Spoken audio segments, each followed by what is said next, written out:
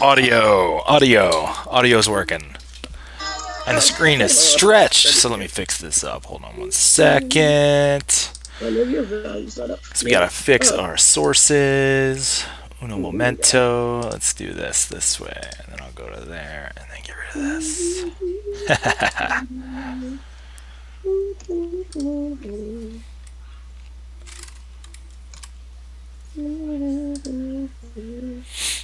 Alright, we're gonna fix this up here. Welcome to the chat. We still got more people coming in. Starting off things right on this. What's today? Saturday? Saturday. It's a Saturday. Happy Saturday. Can you see the chat okay? I clicked on it earlier and it looked good. Can I see it now? No, I clicked it off because I was doing stuff. Okay. Well. But when I turned it on maybe like 2 minutes ago, I was like, ooh, 88 people, cute. Yeah, so far so good. I know the wrestling audience is pretty spread thin right now. There's a bunch of people streaming Valorant, which is this game that's new. Oh, yeah. That I haven't been invited to play yet. Oh, that's because they got a little crew at the party, which is... That's what it is. Yeah. Yep, late to the party. How are you? Oh, I have such good news to share. Good news to share? Okay, so I'm going to be multitasking. I ain't going to front. I got a last minute awesome project from alumni. What do you mean? Fashion. It's a fashion project.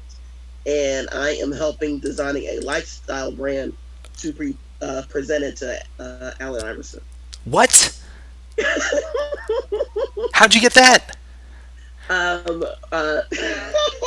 So keep these names in mind. It's Maya and Nafisa. So all three of us went to Moore. Maya and Nafisa is a year ahead of me. What? But me and Nafisa best friends, all fashion. And, so Maya had some partner who, and I think one of them knows AI. I can't remember who. That might be her for all I know. Which is funny when I think about college for the school. So for some reason, they come up with this idea to present him. Well, basically, after seeing the Jordan John, they're like, "Yo, AI man, you need some flowers, you need some shine. Why you need to make these extra, coins like everybody else?" Yeah. And so basically, they want to present this to him, so he can be, so he can be more relevant. Okay. And make money at the same time. That's freaking awesome. Yeah. Congratulations. Thank you. So hopefully everything goes well. I'll find out next week. That's unbelievable. That's so cool. Thank you. I've been hooping and hollering all day. Yeah, you should. I would do work and I would get all jittery and I have to leave the computer and hoop and holler or something. Damn. Thank you. All right. Well, that's good. At least you got stuff going on during the quarantine / whatever else. That's amazing. Yeah. Quite shocked. Oh, there we go. I think I figured it out. Yes. No, I'm just trying to... I got to resize this window. There it goes. All right, good. And then I still have this donation link up right here, but we're going to just... Hold on. We're going to hide that for now. And we're good. Okay, good. I have it set up pretty good. Okay. And then more people will come in as it happens. All right. Yes. There we are. So when do you start working on that? I was doing that all today. Oh, really? Okay. After it's over, I'll show you some of the stuff. Show you the exclusive that you can't tell nobody. All right, that's fine. Sweet. Yeah, I won't tell anyone. That's freaking wonderful. Well, you should be. All right, so we're getting people in the chat already participating. Who we got? Drew, did you see what Stone Cold posted? I did, and it was great. Can I get a shout out, Drew Gulak? Justin Cubs, shout out. Hi. Love it. All right, cool. And then we have special guests coming on, I believe, shortly. Coordinating with them now. Boom.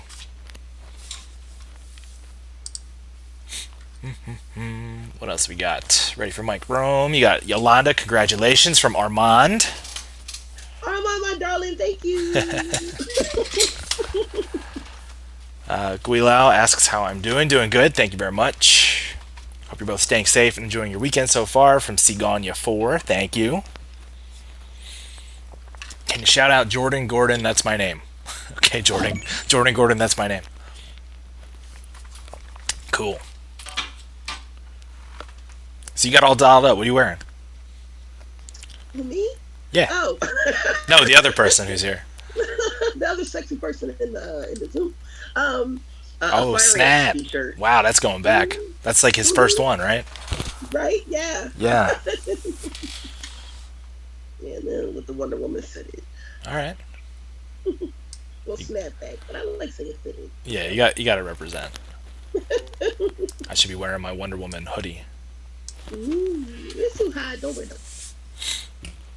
Well, it's hot in Philly, so I don't know how to live in that. Florida. So today we had like insane tornado warnings and thunderstorms and stuff like that.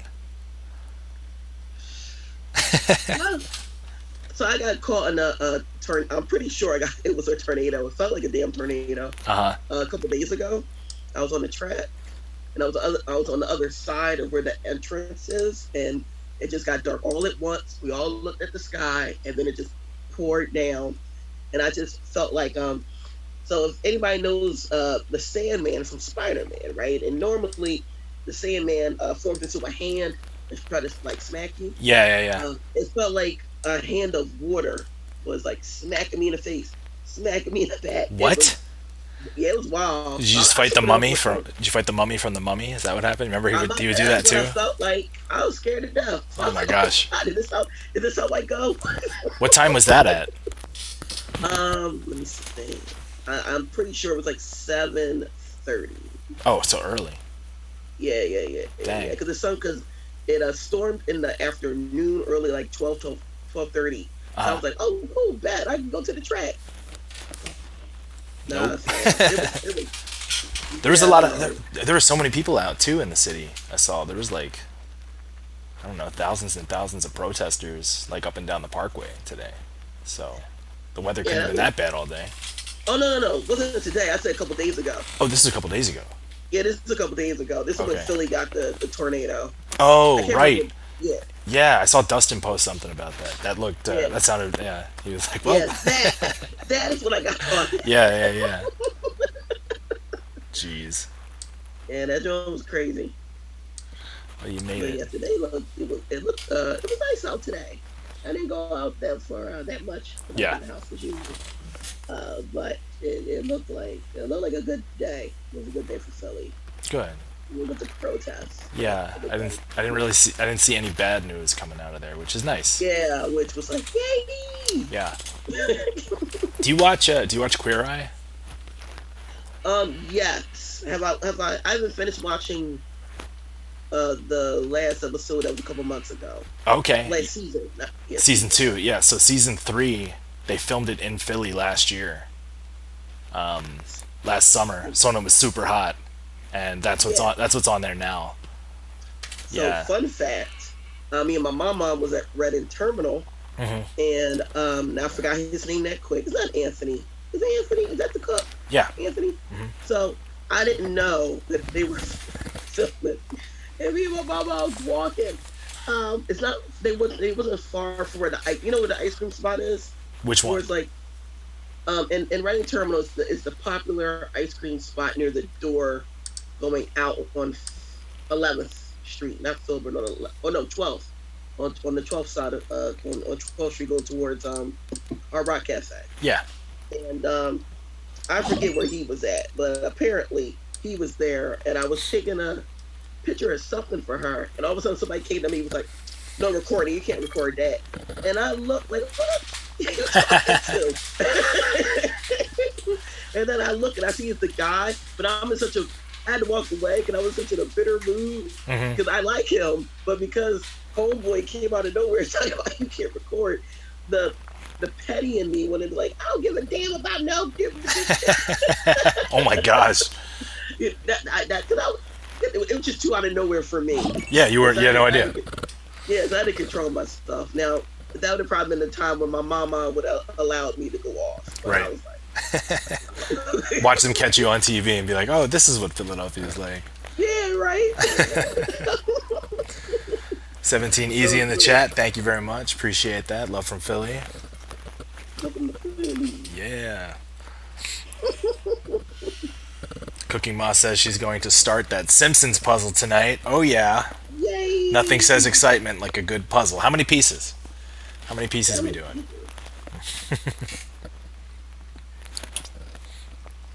Your hair looks blue again. Yay! They have a very Wonder Woman color. One is black, and then it's blue. Oh yeah. Fams TV asks, "Did you went to the protest?" I did not because it was tornado thunderstorming where I live. So I did not for two reasons. One, as an asthmatic, I'm I would say I'm not petrified. I don't want COVID. Right. I've had my share of asthma attacks. It doesn't feel good, so that wasn't a chance I was going to take. Also, I might have to go to a certain place for next Monday and Tuesday, and if I am around a big, large group, I cannot go. Yeah. It's a school, by the way, so I really got to be extra cautious. So. Okay. Well, there you go. So for those of you in the chat, I don't know if you saw this, Yolanda, but I was showing an old match that I had at Beyond Wrestling 2013. I just want to get some feedback from the chat if I can, if you guys dug that, because I know lately we've just been popping into the conversation, so I didn't know if that was okay, if you guys enjoyed that. What do you think? You got a GG? Is that a yes? Is that a we dig it? I don't know. Loved it. Okay, cool. Match ruled. There we go. That's the kind of feedback I want to see. It was super cool. Good. Well, we got another special guest joining us. It's my opponent from that match in 2013. Surprise guest, Chris Dickinson. He's coming on right now. So we'll see if he checks in with us, and you guys can ask him some questions. It's the Dirty Daddy. We see the top of his head right there, shining bright for all to see. Hey, Bubby, can you hear me? Yeah, I could hear you. All right, cool. You're live on twitch.tv/Drew Gulak. Wait, and Yolanda's here too? Yes. Oh, hi, Yolanda. Hey, darling, this is a surprise for me. I miss you. I haven't seen you in a long time. I miss you too. Yeah, man. We usually do like a big chat party at the end of the week to catch up on stuff, and I let fans or people who dig the channel like ask us questions live while they watch it. So if you, I don't know if you can watch the Twitch stuff right now, but like if you pop on there, you'll see a chat like scrolling up and people. Yeah, I was just on that on my phone. Okay, well it's still going now. So if you want to follow it, you're more than welcome to. Otherwise, I'll feed you questions. Yeah, so that's what we're doing now. Hi. So people are watching this right now. Yes, there's quite a few actually. Let's see, and I think it just spiked up because you came on. We're up to 89 right now. I see. Actually, we lost 20 followers, so. I'm looking at 132. Okay, so my numbers are wrong. Yeah, but you can do that, and you get a bunch of stuff coming up. Drew, are we getting Denver tonight too? Denver? I put feelers out to Denver. He's usually rocking poker right now. He's usually winning pretty good. Mike Rome from WWE will be joining us shortly, though. He's someone I've been wanting to get on the chat for a while. Good Nobody friend likes of mine. me more than Mike Rome, it looks like. No. I think I've been advertising him. You're just like a last-second surprise. Drew's like a solid 6 foot tall, probably 6'1" with the boots. Oh, easily with the boots. Those things. Boots. I was thinking. I got with the boots. like my disco boots, my platforms. Yeah. I'm not a boots guy, so I'll never be more than a Who? 5'10". Who had like the biggest platforms that you can think of? Like the biggest lifts? Who had Dan Moff was pretty ridiculous. yeah. And he's like a short, round dude, so he's pretty big as already. But yeah, the lifts give him like about maybe 2 inches. oh, okay. WWF, like I don't know, they all must have had it, right? Yeah, I feel like I've seen some ridiculous lifts on their boots, and I feel like if unless you're looking for them, you have no idea. Like you'll never notice that. So like a lot of the fans probably in the chat right now have no clue what we're talking about. Yeah, what we're talking about is basically the bottom of the wrestling boot that you could add like inches onto the boot, and it makes you appear taller. Me personally, I can't. That's like a death sentence for me. I need to wrestle in like a wrestling shoe. Keep my feet as close to the mat as humanly possible. Yeah, boots are bulkier, and they're that's it. It's like kind of having armor around your foot. Yeah, definitely. Yeah. I wore them once, and I hated it. Can Awesome. you get Daniel Bryan next week? What's the matter? I'm not good enough. I mean, yeah. No, you guys have to settle for this big bald New Yorker right here. Zelina has the biggest platforms in all of wrestling. She actually does. She's been wearing crazy platform shoes lately. Like Spice Girl shoes? Yes, exactly. They're pretty big in Japan. They do that a lot? Yeah. The girls, yeah, they wear like the really big platform shoes, and they're all like really crazy looking. Wow. Yeah. What's your take on that, Yolanda? You're the fashion guru. She's our fashion expert on the show. I think I like them. They frighten me, because they go ham. They're at least 5 inches off the ground. The young ladies in Japan who are bold enough to rock them jaws. Yeah. So you walk in them, do it. I've had a Japanese girl fall into my arms wearing the platform shoes, to be honest. Woo! That was romantic. Yeah. I feel like they can get real dangerous real fast. And if I knew, well, So everybody was watching our match, huh? Yeah. Everybody, did you mention anything about it? I mean, I haven't gone into detail about our match, our fun match, or like any inside baseball stuff. I haven't talked about Did any you of that. read what somebody said here? Did you read this? Dickinson sounds like every guy that works in a deli in a cartoon. How many cartoons have you watched where somebody worked in a deli? What cartoons are featuring a deli? And who is like, I want to see this now.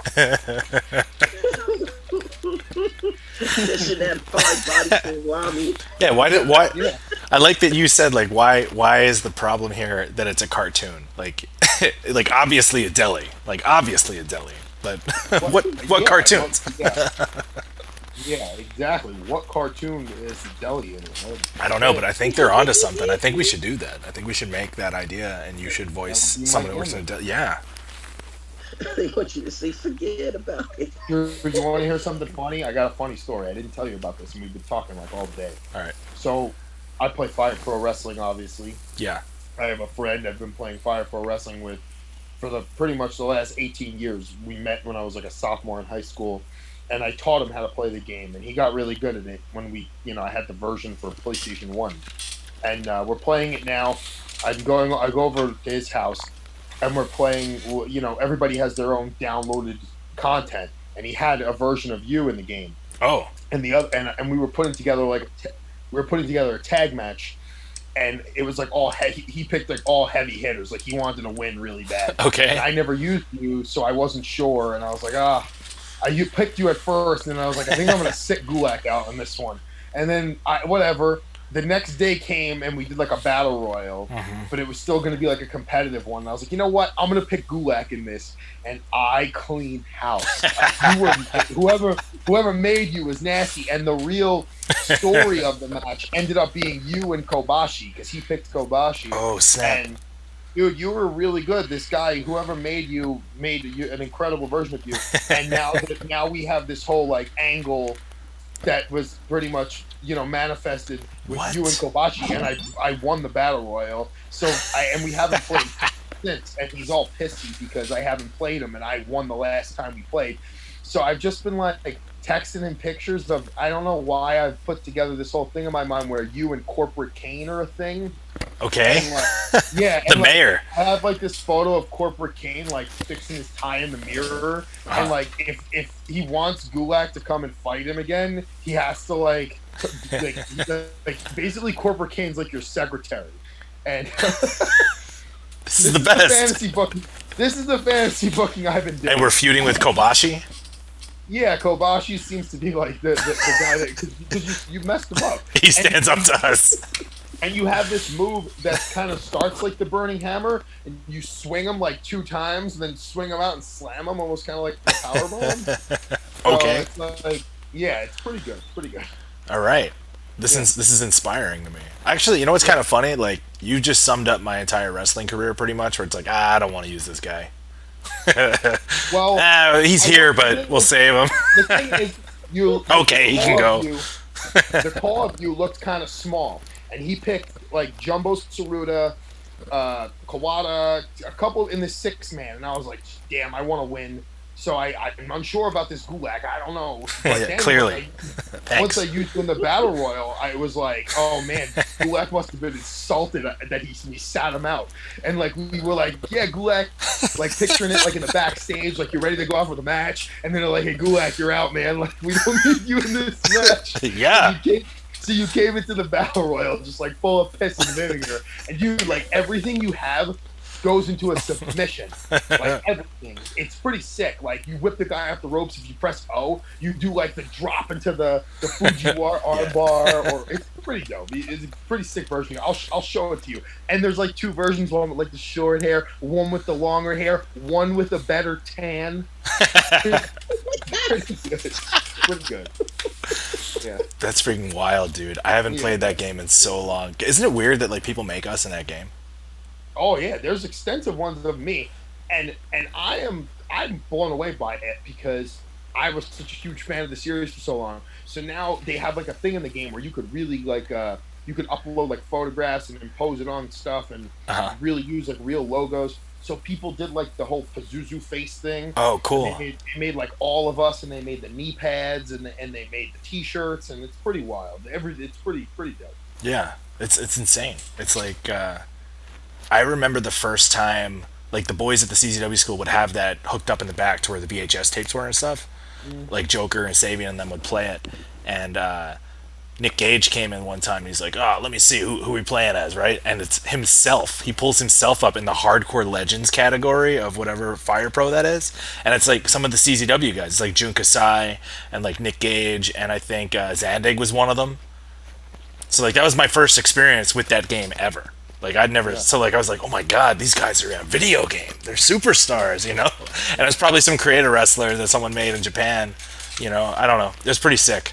But that's my first. People Yeah. in Japan like really worship that stuff. Like deathmatch wrestling in Japan is its own. Like obviously, like it's a niche. It's its own genre. Like kind of like it is here. But like kind of like you understand because you've been around it for so long. Most people do like the kind of like the stigma around deathmatch wrestling fans. They kind of get like put into a category of being a certain way. Over there, it's like they're so into it and they hold it in such a high regard as being like this really respectable, serious like form of professional wrestling.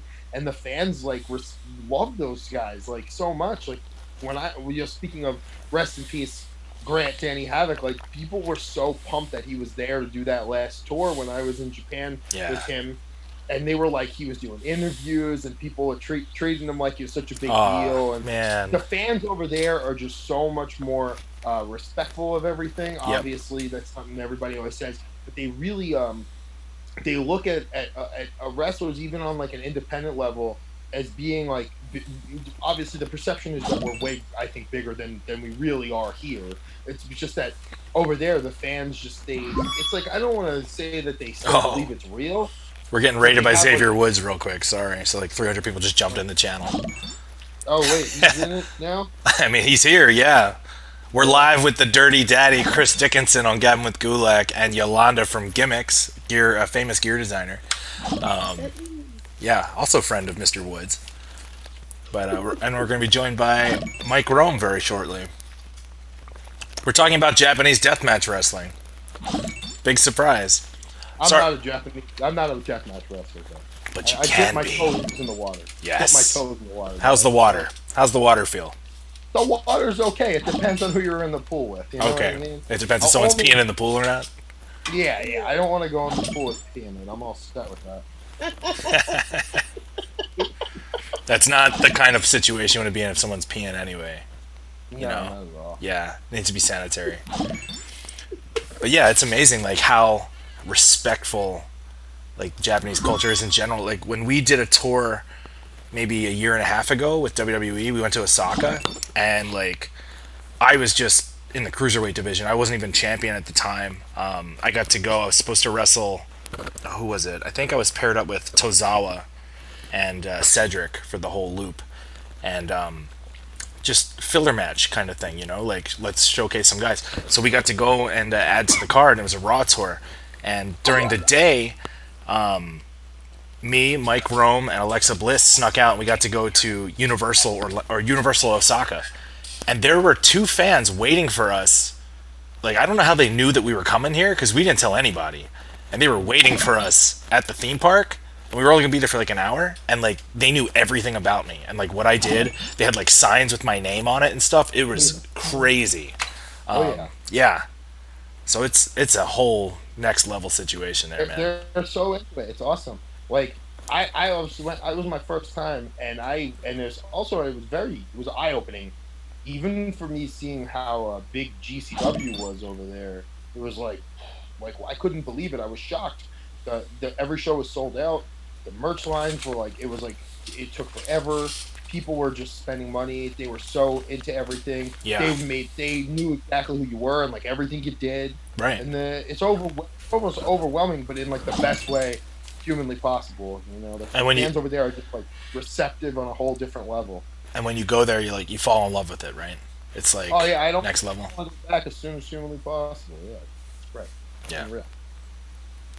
I think the biggest surprise for me was not that I wasn't surprised. It was just how outgoing everyone was to be helpful there with me. Like even though I didn't speak the same language as them, they like would come out of their way to like help me navigate the train stations or the airports and stuff. Yeah.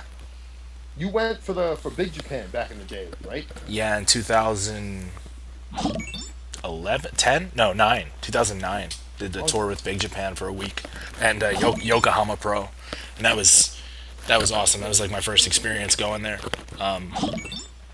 But I kind of knew some of the Big Japan guys from coming to Chikara. Like Sekimoto would come in, and Okabayashi, and they had some other talent at the time come through there, and it was just cool to get to know them, and then kind of know them through CZW a little bit, because I think that they had worked together before that kind of came to. I don't know.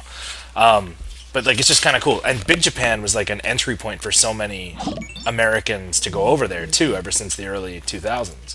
Like I think Chris Hero's first tour of Japan was also Big Japan as well, which is kind of cool because like you figure someone like him, like he's been there a million times for Noah, you know, maybe DDT, Osaka, I don't know, just yeah, it was so cool, such a cool experience. Those are really nice guys.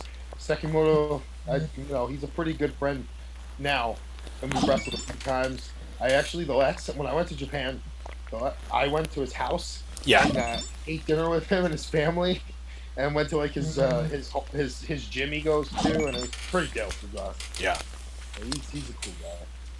Yeah. The followers are blowing up right now because we got a raid from Adam Cole as well. I guess you guys finished playing Valorant, huh? Well, if you got any questions for myself, Yolanda from Gimmicks, famous gear designer to the world, I can't point in the right direction, and Mr. the Dirty Daddy Chris Dickinson right here. If you guys want, we're taking all questions all throughout the chat, and we're about to be joined by Mr. Mike Rome. Yeah, go ahead. Yeah, throw it out there. Somebody asked, Chris, is all these new viewers here? They might not have heard of you. So what matches do you suggest people to watch, look up on YouTube or Jerry TV? That's the Chris Dickinson is. I definitely think the last year I really came into my own. I mean, I've been doing it for a while, but the last year I had some matches that I would definitely suggest you go back and watch. In particular, some of the stuff I did for Uncharted Territory was really, I thought, some of my best stuff. Matches with Tom Lawler, Josh Alexander, Eric Stevens. I mean, and I don't want to undermine any of the other matches. Those are some ones that just pop out. My matches with Sekimoto, I've wrestled him in America. I've wrestled him in Japan. Daisuke Sekimoto. Just look up Sekimoto wrestler. He will be the first. Yeah, he's First amazing. you, my match with Yuji Okabayashi was actually met with critical acclaim. A lot of positive press out there for that match. And that match was what I thought was pretty solid, and a lot of people thought it was too. So I would go ahead and check that one out. Yuji Okabayashi. I noticed lately I've been a lot of people have been making a lot of highlight videos and clip videos of stuff I've done in the more recent times, and that stuff's really I really appreciate that because it makes it fun to go on there and check all that stuff out. You're not into watching like whole matches, or you just want to get like an idea, perspective of what one person does that you haven't seen before. Those are always a good way to dive in on that. I've had matches with pretty much everyone from Drew Gulak to Samoa Joe, all different guys that are all. I've wrestled Matt Riddle a million times. Guys that are all in the WWE or NXT or all the respective brands, and I have a pretty big catalog of matches spanning the last probably 7 or 8 years of my career, wrestling pretty consistently. So you could find something that interests you, and I'd like to think that I have range as a performer. It's not always usually the same situation or the same type of match. I'm usually always wrestling different people in different situations, whether it's like teaming up with a mini or wrestling a woman, or you tag team matches. I was in the tag team for a long time, so it's usually viewer's choice. You can find something there that you like, or maybe something you don't. I don't know. Yeah, you have like a crazy extensive library of stuff that people can check out. Search Chris Dickinson on YouTube, guys. Let's get real, all right? Make it easy. Yeah. Make it easy. All right, I'm buzzing him in. I'm buzzing in Mr. Mike Rome, ring announcer from WWE, who is also on that tour of Japan with me, and he's sitting in a green screen room right now. That's official. What's up, man? Can you hear me okay? I think he's muted. I got it now. He got it now. You hear me? All right, here we go. Hi. What's up, man? How are you? I'm well. How are you? I'm doing good, thanks. Great to see your face. You too, man. So real quick, we are joined by Mr. Chris Dickinson there on the bottom left of the screen, and Miss Yolanda on the right or the left side of the screen up top. She's my gear designer as well as very famous fashion consultant amongst the wrestling world. Also has a very amazing hat on. That's all I'm saying. Thank you. Yeah, so we were actually just talking about going to Japan, and we brought up when we went to Osaka to Universal. Oh yeah, dude, it's so crazy over there. Like it's, they just did you see the flyover they just did of the Nintendo Land over there? No, I haven't. Dude. I didn't know they were doing that. Yeah, somebody, I guess, because the park's been closed, like it hasn't been open for people, but they Right. just somebody did a flyover, and you can see literally the entire thing with the pipes and all the stuff. Like it's crazy, man. I'm ready. My body's ready. I want to go back out on the road. Yeah. Because we were actually supposed to be in Tokyo and Osaka this weekend. No. Oh, for Raw. So I would have missed out on it, but Yeah. you'd have been there. I would have been there. You would have missed out, but yes, I would have been there. Damn, that's awesome. Yeah, man. I was looking at my calendar and I was like, Right, like in WWE, like with the touring schedule and how crazy it is, it's like it's rare that we get to go out of the country for that kind of a trip throughout the year, right? And I think Japan, it might have been 2 years since the last one, or was it last year? There might have been, or maybe they alternate like a Raw and a SmackDown. yeah, I feel like it alternates every year. Or if we do it, like one group goes to Tokyo and the other one goes to Osaka, or back and forth. I think like they swung Tokyo in for us last time when we went to where did we go to? Oh God, it had the place. It's escaping my mind right now, but it has those light up trees on the water and stuff. Singapore. No, Yeah. that's not right. Was it Singapore? Yeah, I believe that is Singapore. Yeah, with the amazing buildings with the plants on Looks like top. the upside down boats. Hmm. Yeah, okay. I was like, I couldn't remember where that was, but yeah, they slid Tokyo in there on that one, so I was stoked because that's literally the tour. I tell them, hey, if you're gonna put me on a tour, make sure I'm on the one that goes to Japan. Right. It's my favorite. Yeah. Yeah. WWE do Corcoran Hall? Uh, did we do Korakuen Hall? I don't think we did Korakuen Hall. No, what was the one? I can't even remember. It's the old sumo. Sumo Hall. They probably do the Ryogoku Giken, which is the sumo hall in Ryogoku. They probably do that one. Yeah, that sounds about right. I think that from the pictures, that's what it was when I saw. Yeah. That's a very famous wrestling venue. Yeah. I just remember that. I remember because when I was a kid, I used to live in Japan, and I spent like 3 years there. And I remember watching the sumo go down. So like going back there, and they were like, "Oh, this is where they filmed X, Y, and Z." I was like, "Oh, that's crazy." I remember watching that as a kid. It's definitely not something you get exposed to over here, but over in Japan, it was frequent. Like every day you could watch it. What was it like the fan response to the WWE presentation and the product? Like what did you guys take from it? I will say that the cosplay over there is on point. Like you could look out in the audience and you would see down to the littlest detail on costumes, makeup, everything. Like people were spot on there, and they meet you in the airport. They're so friendly, they're so nice, and they. It's so interesting because nobody told me like the first time I went over there, and I'm a host, so like I go out there and I'm like, "What's up, everybody?" I do all the stuff, but nobody told me that like the being silent stuff was very much a respectful thing. So like I'm over there trying to get them to do stuff, and everybody's just kind of just watching intently, and I was like, okay. And then they told me afterwards, but they were very. I feel like every time we go over there, they learn more chants or they do more things, and it becomes more like what you see on TV because that's what they're watching. So everything that comes from TV, you go to Japan, that's what happens in those live shows. It's awesome to see, and it's grown every single year I've gone. Yeah, I think the last match that we did over there was that triple threat with Cedric and Tozawa, and like Yep. a traditional Japanese crowd, they'll just sit there and they'll watch politely, and then if something happens, they'll clap, which is how they were during our match. They were quiet, and it was pretty neat. So there was like a spot, for example, we did on the outside where I think Tozawa and Cedric were climbing to the top rope. I was on the floor. But the fans saw me come up, and as though they were working up top trying to do like a suplex or something, I would get closer to them to try to like knock them off the ropes, and you hear that crowd go, "Oh!" and they'd roar when you come up, and then they go, "Ah!" when a big crash happens. But then what was kind of interesting, which I don't really see very often in Japanese wrestling, was like when I was taking over in that match, wrestling as the heel, there were times when I'd slam a guy, they'd roll under the ropes, and I'd stop and like look out at the audience, and they'd all go boo, which is very strange because it's a Japanese audience. You don't really hear that very often. Yeah. But it's almost like they were trying to replicate what they see in WWE, I and think they were all having fun. I think I noticed the same thing. It was like that when GCW went.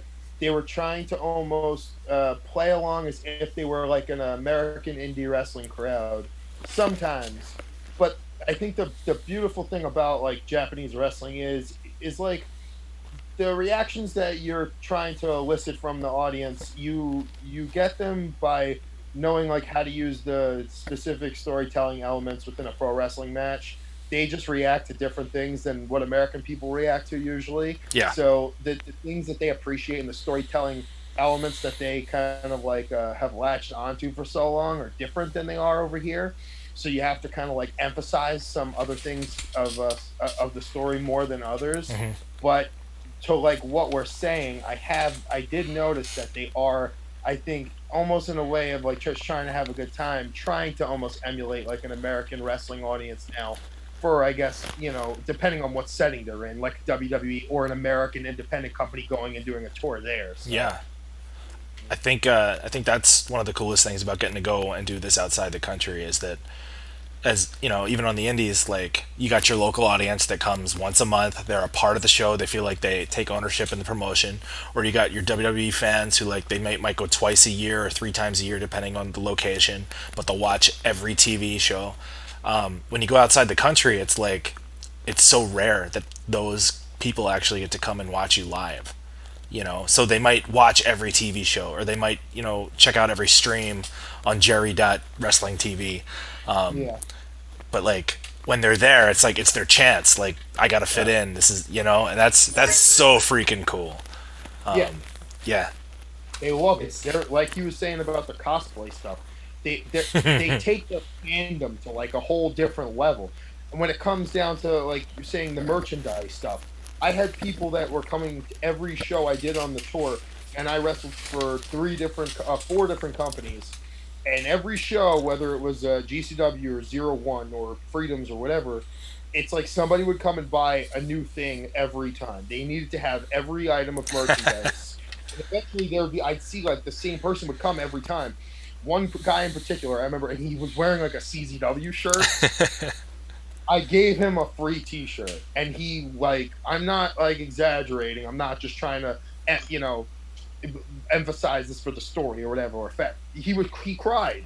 He started Aww. crying. He started crying because he was so moved that I gave him something for free. And it's like you don't really see that in the States. No. No. You don't see that type of fandom in the States.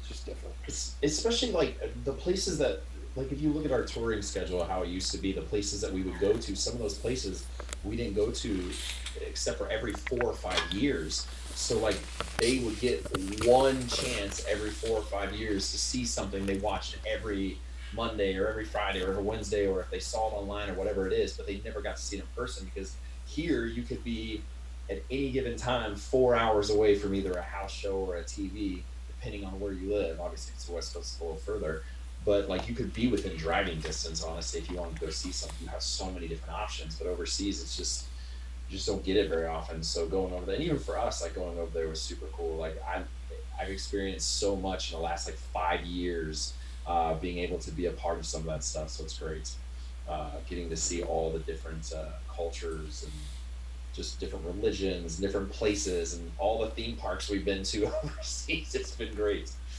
Oh man, I'm ready to travel again. I'm ready. That's like, even as an independent wrestler, I think that was always my selling point to like my parents. It was like, even though I wasn't making a lot of money, I was like, well, I'm traveling. And that's what they would tell their friends too, and like my uncle and stuff. They'd be like, oh well, he travels. It's like, okay, that's good, he's getting world experience. That was the justification for it. Yeah. Easiest way. Yeah, that's usually the way to get your parents to start taking you seriously with stuff is, well, they bought me a plane ticket to go to California, Ma. This is getting pretty serious here. California? And then she starts telling you all the relatives that you have over there. Yeah. Yeah. Are you going to visit your uncle? Oh, the one day that I'm there to get off the airplane and go fake fight my friend? Like, yeah. 6 hours in San Francisco, and then I have to get on the plane and come right back. Did you call your uncle? Yeah. Like, I don't call him now. I got to call him when I'm going to work. That's awesome. Yeah. Japan is incredible, though. It's an incredible place. Mm-hmm. You just walk in the streets and going into stores and things like that. It's like, it is mind-blowing. The food. How different it is over there as opposed to here. And the people are really cool, and how clean everything is. How absolutely. I mean, I grew up in New York City, so I grew up taking the subway, and I mean, obviously, it's the worst. It's not the worst, but it's not the cleanest place in the world. You will see rats just running around. You will see garbage. You'll see crazy stuff. In Tokyo, I mean, literally, from my point of view, you could eat off the floor of the subway stations. The train cars are like immaculate. It's unbelievable how clean it is, and how generally respectful everybody is about keeping everything pretty clean. And so it's impressive. It's true. They're extremely organized as well. Like there's not to go back to the theme parks, but like their theme parks compared to ours are so much cleaner. And like events like Halloween Horror Nights that they do like in Orlando and California, the one in Japan, they have it so that the flow of traffic all goes one way, and then you can only go into certain spots at a certain time, and if you can't go back around because they want to keep the flow and everything just moving, and their thing is so efficient, like it's not even funny. Yeah, I wish they could do that here in the United States. Yeah, they're efficient. They definitely are. Literally with everything. What was the biggest difference you think, aside from the efficiency? Like, did you notice anything with the employees there, like from your own experience working with Universal, that was different with the experience maybe they would have in Osaka? At the theme parks? Yeah, if you don't know, Mike Rome, also an employee of Universal Studios Orlando, Florida, And Disney. double dipping, and formerly Nickelodeon. Yeah. Yeah, and SeaWorld. I've worked everywhere, man. Just bring it everywhere. But I don't know, man. I feel like I just feel like the culture in general is such a respect culture. Like everybody's just extremely nice there. But like walking the theme park, I feel like we were taller than we were just generally more giant than every single person there. So people kind of just like always like looked at us. We kind of stood out like sore thumbs, but like everybody was like, still extremely nice. Like I never had to ask for anything, but if I asked for directions, I think the first time, because you were with us the second time, but the first time we went over there, we were trying to find one of the rides they had there that it wasn't there when we went the last time. I think the Evangeline thing was there. I think that was in its place. A ride that Evangelion. That was what it was. Yes. Yeah. Evangelion. That was it was whatever was there before is what we were looking for. So that was a Final Fantasy roller coaster that I think that they put a Yes. a VR headset on, and then it became you're flying a gunship through like robots fighting and stuff, but it was the same coaster. Yeah. So it's a VR in the dark roller coaster. Yeah. But so they had already, I guess they had taken down the sign because they were getting ready to transfer it over. So we had to ask a bunch of people, and the lady like literally walked us to where, like, she walked from one side of the park because we were over by the kids zone area, walked us to the other side of the park, and was like, good. She want to leave. She wanted to make sure we were like completely good and everything was fine. I was like, that's actually really cool. Because I would say most theme parks, people are like, oh, it's right here on the map. It's down there. Go ahead. Right. Have fun. You can find it. You're good. Or if you're at Disney, you got to go like this, right? You can't use your finger to point. Two finger. What were all the jobs you've had at the different theme parks? Disney, I did outdoor foods when I first moved here, which was one of those ice cream carts, so that was interesting. Not exactly what I thought I was going to do. I worked at American Idol over at Disney and Indiana Jones, and then Universal. I have done, this is a long list, Grinch, Fear Factor host, Shaggy from Scooby-Doo. What? Beetlejuice. What? Frankenstein. Jack the Clown from Halloween Horror Nights. I did Bill and Ted Show like 2 years in a row. Transformers, Optimus Prime. What? On the stilts? Yeah, and voice at one point, but they canned the voices. We weren't doing those anymore. That's a famous voice. Yeah, the stilts are not easy. Not easy. It's not easy. I was in Disney last year, and there was like a guy in literally like a mech outfit, like walking in a robot, like an actual robot, he was sitting in the robot and walking with it, like it was a totally. Oh, that was the Avatar Land. Yes. Stilts. It was scary. A stilt costume. It was a little scary. I was like, this is crazy. So that whole unit that he's in right there, so it's similar. So if you ever go to Universal and you see like the Transformers, kind of the same thing. So like they're on stilts and they're standing on these pieces, and then they have a chest piece that gets ratcheted to a back piece, and your arms are like this because your hands are in the elbow of the costume. So you're literally lifting it like this, and the arm, it comes from where your hands are. So when you squeeze, this part raises. So you're literally like, greetings, Earthlings. Welcome to Universal. Like, this whole, like, Autobots roll out. It's crazy. So for like 20 minutes, you're sitting like this. When I busted my shoulder taking like a front bump one time, and I went to go get it looked at, and the guy was like, "What is wrong with your shoulders?" He's like, "Your shoulders look terrible." He's like, "Were you in awkward positions for whatever?" And I was like, "Does this count holding 200 pounds for 20 minutes?" He goes, "Yeah." Yeah, what if that thing malfunctioned, like ripped your body apart or something? Is it possible? Nah, it's not. I mean, it's not. It's all like it's all that like plastic material. Like it's not actually metal. So you're controlling everything. There's no like. You just had to like the way it moved. It was just so awkward. So you couldn't. If you move your arms in, the openings of the arm is open. So if you dropped your arms, like if you got tired, you've got his arm and your arm just sitting there. So you had to stay like this. And there was nothing keeping them there except for every once in a while you could push up against the bars where the arm squeeze piece is. Yeah. There's also finger prompts on there, so you had to like hit the thumb prompts. So the welcomes were on What? this side and the goodbyes were on this side. Yeah. Did you have to like Use practice in the suit for a long period of time? Yeah, we went through a lot of training for that. Yeah, A I can lot. imagine. It looked pretty serious when that guy was doing it. So I was like, this guy has to be completely trained to do this. So.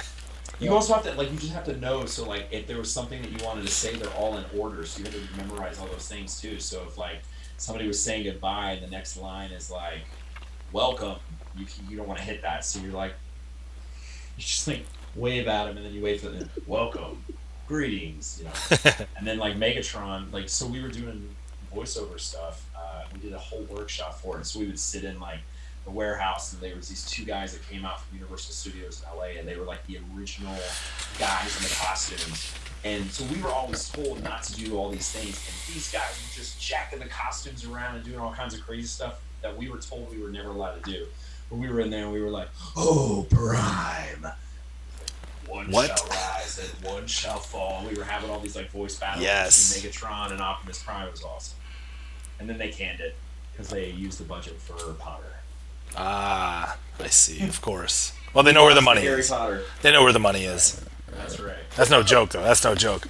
I block your spell, wizard. Did you have a like go-to line when you were the Grinch? Like when people would come up to you? Yeah. What do you want? What do you want? What do you want? That's the easiest thing to say.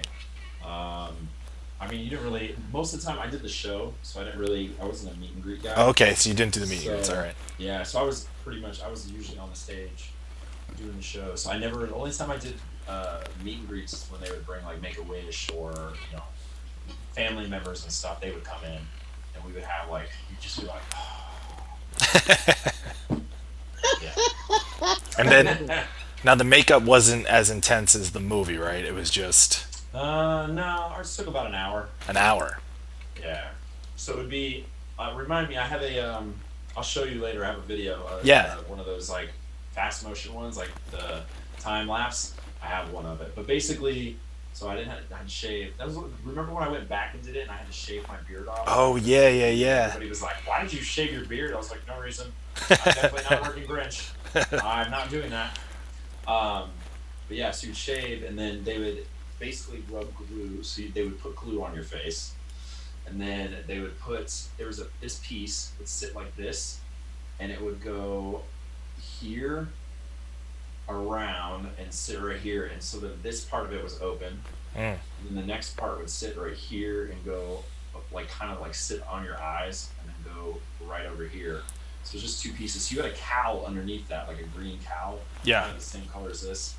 And then they would paint everything in and glue it all in and paint the eyes in. You have your contacts in, and they would paint all this stuff here, and then they would do your lips, and then you would have teeth that would go in, and then they would put the hair on top onto the cowl. So like you were in that for 8 hours, like you weren't. Oh. No, that sounds horrible. Yeah, it was a lot. It was a lot, and I did it to myself for 8 years. And your skin looks great. Oh man, my skin hated me. It's funny. The first week you take that stuff off, you like pull out your pores and stuff. You're like, oh man, my skin looks so good. Like it feels great. And then the glue gets stuck in there after a while, and then all the stuff starts piling up on there. So by January, you're just like, hey guys, what's up? Yeah. I don't know why I did that to myself for so many years, but It's it's like also the reason Robert, why. Robert England, the actor who played Freddy Krueger.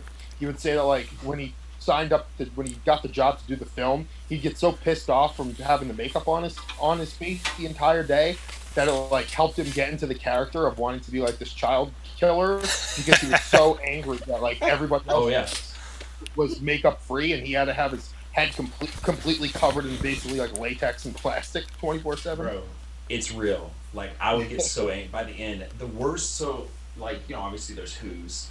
And then, if you know the story of the Grinch and the Who's, like, they didn't get along, whatever. Let me tell you, there's nothing worse than sitting in that and not being able to breathe, and then having a Who walk into the break room who's only got a small nose on and go, oh, I can't breathe. This nose is just, and I'm like, oh, really? You can't breathe. oh, man. Oh. You want to see Grinches get mad? That was when it would happen. And always in the movies, like, they would always come in and complain. And keep in mind, we're in fur. Like, our body hasn't seen fresh air in like 8 hours. And Just a bunch of comes in with this tiny little nose, like, oh my god, guys, I can't believe this. I can't even breathe. And I'm like, rage. Just a bunch of pissed off Universal employees Oh as they go talk to people. My friend Greg, he was my counterpart because he was too. He'd always sit there like, oh, can you imagine that? You can't breathe with that tiny nose on your face. And he would go off. Man, this guy's great. He's really in character. He's really in character. No, he's angry. He's angry. But it does make it easier. I was very mean to people because I could be. Because I was just like, so bitter. And they would just laugh and, Yeah. you mean to me. It's pretty crazy. That's got to suck being a Who then. Yeah, no, it did. They always had to be like, oh boy. They had to pretend to be nice. The video. So there was one time, and it was actually the very first time I ever met Kayla Braxton. Oh, yeah? She's working for a news station, I guess in Orlando, and she came to Universal Studios, and they called me, and they were like, hey, listen, we already have a Grinch for this event. And so they're like media Grinches, or like media approved characters. So I was also a media approved Grinch, but they didn't have any media approved Who's. They're like, hey, do you want to be a Who that day? I was like, yeah, whatever. So they put me in Who, and then I did a whole Who thing, and Grinch was there, and we interacted, whatever. I never knew this until she got hired, but she goes, did you ever do anything at Universal? Yeah. And she's like, I have this video that looks like you. And I was like, oh my God, that's me. So they put her in Who makeup, and I interacted with her as a Who long before she ever came to work for WWE. Wow. Yeah, that video is a thing. It's kind of embarrassing, but I think that's awesome. It's like Small World. It's on the internet. Forever. Big Cat 8, look it up. Put it in the chat. Yeah, right. There. He will find it. He will find it. Yeah. What is her real last name? I always forget what her real last name is. Becker, yeah, Kayla Becker. Grinchmas. That was the easiest way to find it. I know she posted it on her Instagram once, and I was like, oh god. I'm like, hey guys, how's it going? Big Cat's on it. Fantastic. It's there. Oh man, I don't even know. I know it's still there. I just don't even know where it is. I have a photo of it, but I'm not. I'll let him find the video. Oh man! And after I put on that nose, I realized how easy it was for them to breathe, and then I got even madder. Oh, people complaining. You're like, this is nothing. I was like, what? This feels like I'm wearing nothing at all. You gotta smack them and tell them to pay their dues, young boy. That's right. Oh, tell them to go build that ring. They would never make it. They would never make it in the wrestling biz. Never. They'd be like, you want me to pull it? All the Who's would make it. The Grinches would. They'd be like, let's go. There's a lot of So we got a question for Chris, Patrick714 to Dickinson. Were you upset when the WrestleMania weekend got canceled this year due to the virus? Oh no, I was ecstatic. I was so happy. I couldn't contain my happiness. No, I was absolutely devastated. I mean, I had a lot of great matches with some of the best wrestlers in the world lined up. So yeah, I was pretty bummed. That definitely was a hit, but hopefully we'll get some of them back. So. Yeah, which were the ones you were looking forward to the most? Well, obviously, I was gonna wrestle Minoru Suzuki. That's like, and it was on such a big stage, and the match was obviously was put together by Josh Barnett, who's we're talking about some serious MMA pro wrestling hybrid pioneers here. So yeah, I'm very fortunate. I get to rub shoulders with some legends, and I was gonna wrestle one of my favorite wrestlers. So that was one, and I was absolutely looking forward to the match with Shingo Takagi. there's obviously implications involved that could have a great effect in my career. Unfortunately, that didn't happen. Um, I was going to wrestle Eric Stevens in his final pro wrestling match. That would have been pretty cool. He actually asked to wrestle me, which I thought was pretty cool. Um, I mean, every match for every reason.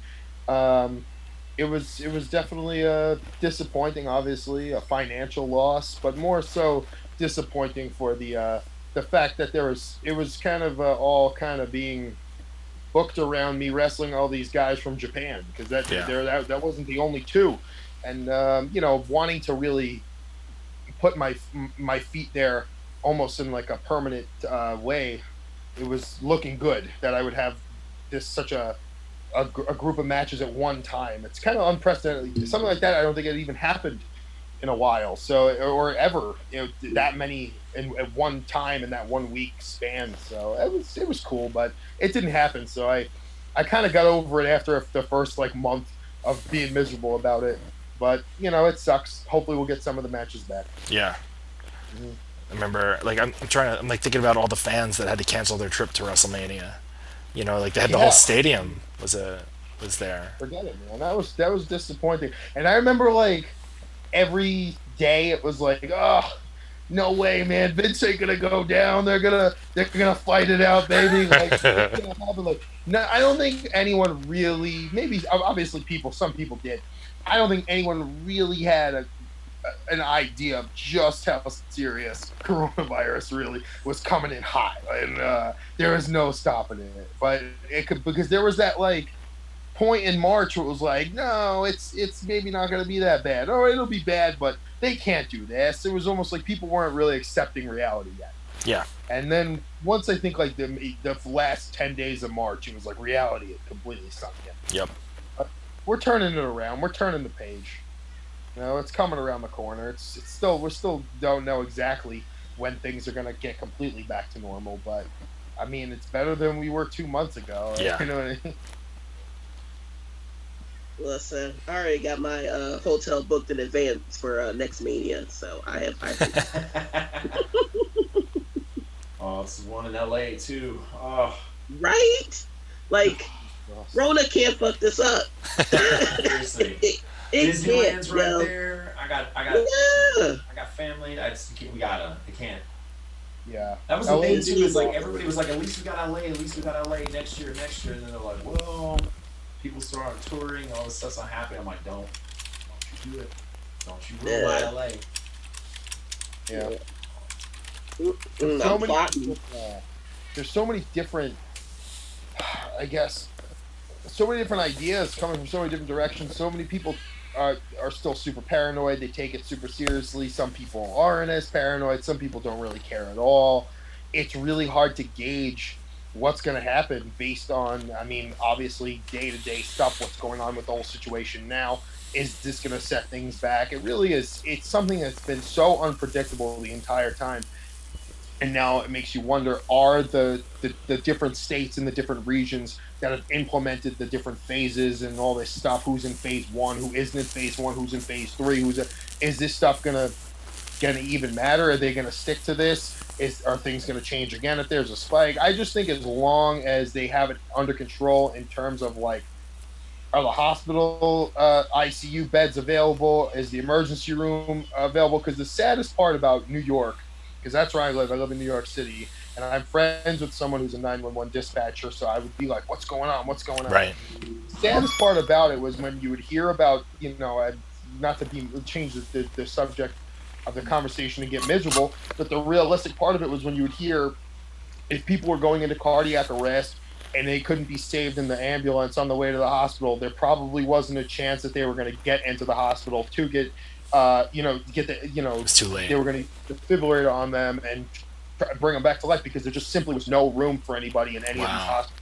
So, I mean, I think as long as they have room in the hospitals to be able to, sustain it going forward, I think we'll be all right. But, you never know. It's an unpredictable thing. Yeah.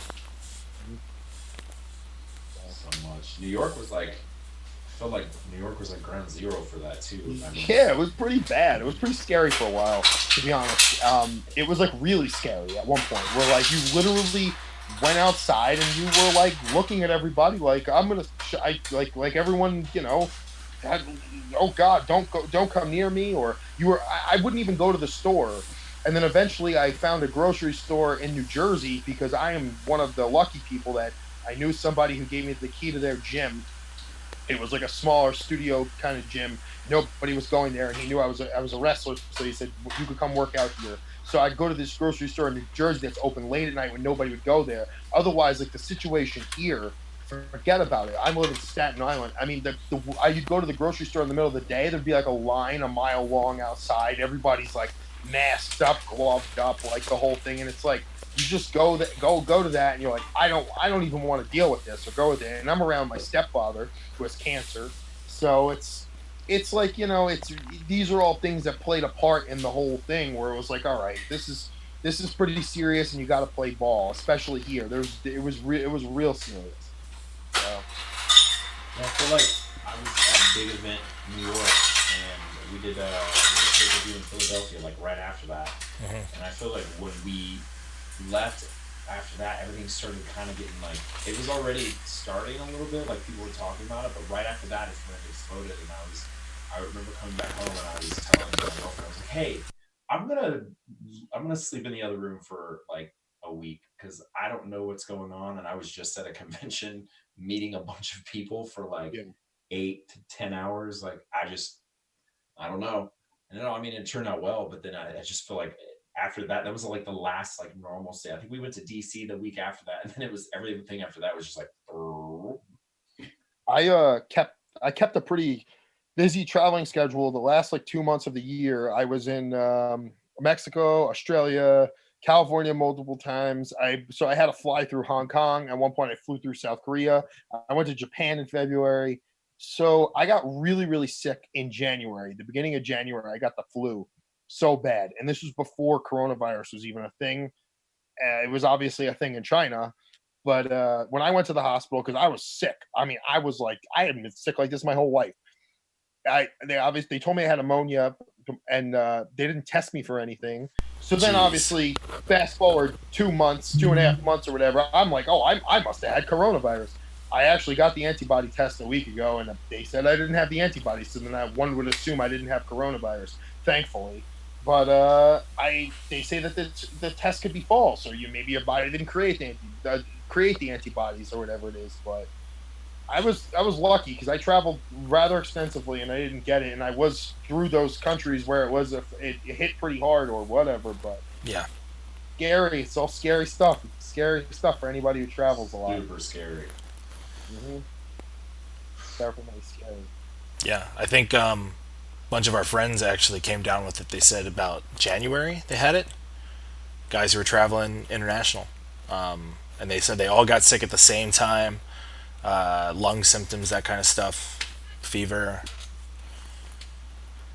Yeah, I don't know how like we escaped it.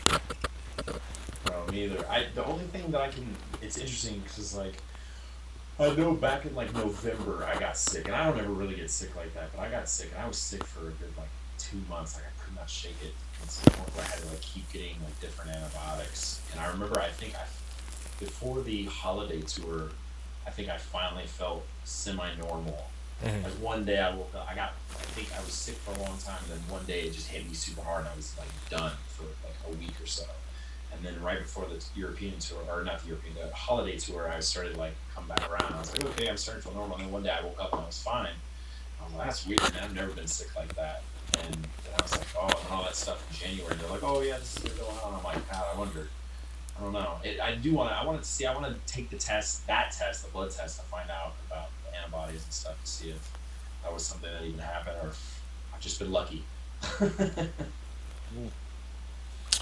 IJ Lucha Lit says, Drew Gulak, which pay per view is your favorite? Pay per view? Oh man, I hate that question. Chris, you got a favorite Why? pay per view? Why? Chris, what's your favorite pay per view? Like ever? Yeah, I Like guess. electric pay-per-view? Yeah. like obviously an American wrestling one. I don't know, dude. I'm partial to. If you want to go back, like which WWF pay per view I probably watched more than any. Probably like the Royal Rumble 1992 or like 91 or SummerSlam like 1991, like something like that. Early '90s. I think mine would have to be King of the Ring, like where Shamrock fought The Rock. You love Ken Shamrock. Yes. That was a big match that might have happened for me. People were really pushing for that one because I've kind of like been going through them all. I wrestled Dan the Beast. I wrestled Barnett. Come on, man! I got to put Shamrock in his place. If you wrestle Ken Shamrock, I'm going to call you before that match and tell you all the things I'd like you to do in my honor. You read his book? No, I didn't read his book. Got a book out. I saw it. My friend showed it to me. Pretty cool. Did he write it? Yeah, he wrote it. I'm pretty sure he did. It wasn't like with Joe Layden. Yeah, I didn't read. I look at the details. Come on, yeah. I can't wait. I'm gonna get that right now. Actually, I am gonna get that right now. Yeah, like, on the back is a group of all of his most opponents that stuck out to him or something, and it's Masakatsu Funaki. Pretty sure it's maybe Minoru Suzuki or Boss Rutan was there.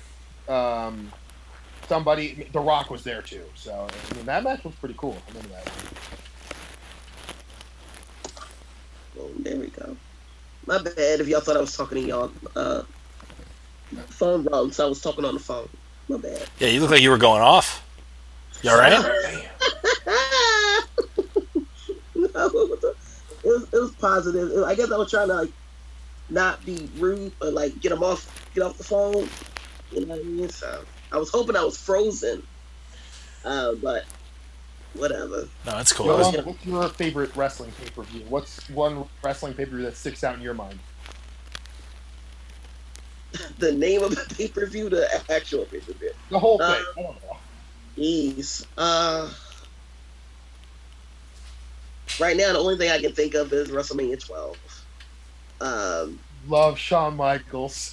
You know it. That's my baby daddy in my mind. Don't tell him that. It's okay. I love Goldust, and that's the backup brawl. So that joke was hilarious. What's it was the almost every match. Yeah. I might know the play-by-play by heart. Like that, I have played that tape. Yes, tape over and over again. That's my jam. That's the good one. Probably something else, but right now that's the one that sticks out. Yeah, that was just one of the times Shawn Michaels tore my childhood heart out and stomped all over it. He did it a couple times. The Bulldog at the Rumble in '95. Oh, yes. Oh, that was a rough one for me. I did not like that. I'm sorry. It would have been a good video nowadays of like how people smash their TVs when like their football team loses or something. I kind of really raged out when Bulldog got like cheated and then they played Sexy Boy. I really wish somehow that I could like go back in time as like the Yolanda of today and watch it for the first time so y'all can see me wild the fuck out. Not young Yolanda that didn't curse. This Yolanda. Oh my god! Because I was like, I wanted Sean to win so bad, and then he got thrown off, and I dealt with it like, oh, and all of a sudden you just see him come in and throw Bulldog off. I'm like, yeah. Great camera. Great camera work there. Is that the one? Yeah. Yeah, that's it. Oh my god. Yeah. Oh. Looks like an old mob boss. He kind of does. Yeah. Yeah, he looks. Yeah, that face has seen things. And people were like asking me, and how do you feel about wrestling Shamrock? And I was like, I only had seen photos of him recently like that, and I was like, is Shamrock still wrestling? Like he's still wrestling? Dude, you'd have been across the ring from this. Yeah, I'm. Oh god. And he's jacked. Yeah, he's still pretty. He looks jacked. amazing right now. Yeah, he does. Good old Ken. Liz got me a cameo from him for Christmas, like, I think 2 years ago. No. I was like, no, you didn't. Why'd you do that? And it's the best. It's the best thing ever. Those cameos are something. It's so funny. Yeah. I'm tempted. Oh, it's probably not cheap anymore. And I forgot his name, so I'm sorry, but I love me some Batman animated series. Oh. Um, What do you want, Mark Hamill? no, Kevin Conroy. Batman. Kevin Conroy. Yeah. Yes, yes. His Robin. cameo was only like 50 or $75, and I've been meaning. It's probably not anymore, but I've been like meaning to buy it, like to order a cameo, like from him so There you bad. go. But yeah, he's on my list of I got all your Batmans right here. Oh, Oh, that's How many? so dope. Uh, Batgirl, Batman, Batman Beyond, Nightwing, Robin, Arkham Asylum, Joker. I'm gonna get Bat Who Laughs here. It'll be the whole Bat family. all right. Who's your favorite Batman and why? Let's just hear it. Beyond. I like Batman Beyond, but it's because I like Batman the animated series. Because Batman the animated series was just way before its time. I feel like, and I mean, way ahead of its time. it's it was just the song, everything. It was just a great cartoon. So when it ended, I was devastated. And then Batman Beyond came, and it was that hope. It's that same reason why when you're younger, you're like, oh my god, I can do this. They brought a kid in to become Batman, and like the whole story was just cool. And I was like, dude, I could totally be Batman. It's great. This is awesome. It's the first time you didn't see Bruce as Batman, so it's kind of cool. And it was set in the future, and it had all the callbacks from the animated series, so it was great. Loved it. Loved it. The thing about that show that I always dug was that it was drawn on black paper instead of white paper. You'd have a cool Oh, I look. didn't know that. Yeah. I always thought that was so badass. Yeah, I remember when that show first came out. What, 93? So, I think after that. Yeah, that's 95? after. New. It was after. Yo, so I saw Batman Beyond later, meaning like a couple years ago, because I ain't gonna lie, I was salty as well that the animated series was gone, Yeah. and also that because I couldn't find the box set, and when I saw that Bruce was old, I was like, I don't want to see this. And then later I watched it, I was like, yo, Bitter Bruce is the man. Oh, I love Bitter Bruce. yo. That's what I refer to him as. When you got like Kevin Conroy still doing it there, and like the way it Yeah. all starts out with him in this suit, and he's like beating those dudes down, and he gets his ass beat, and he grabs the gun, and he's like, Yep.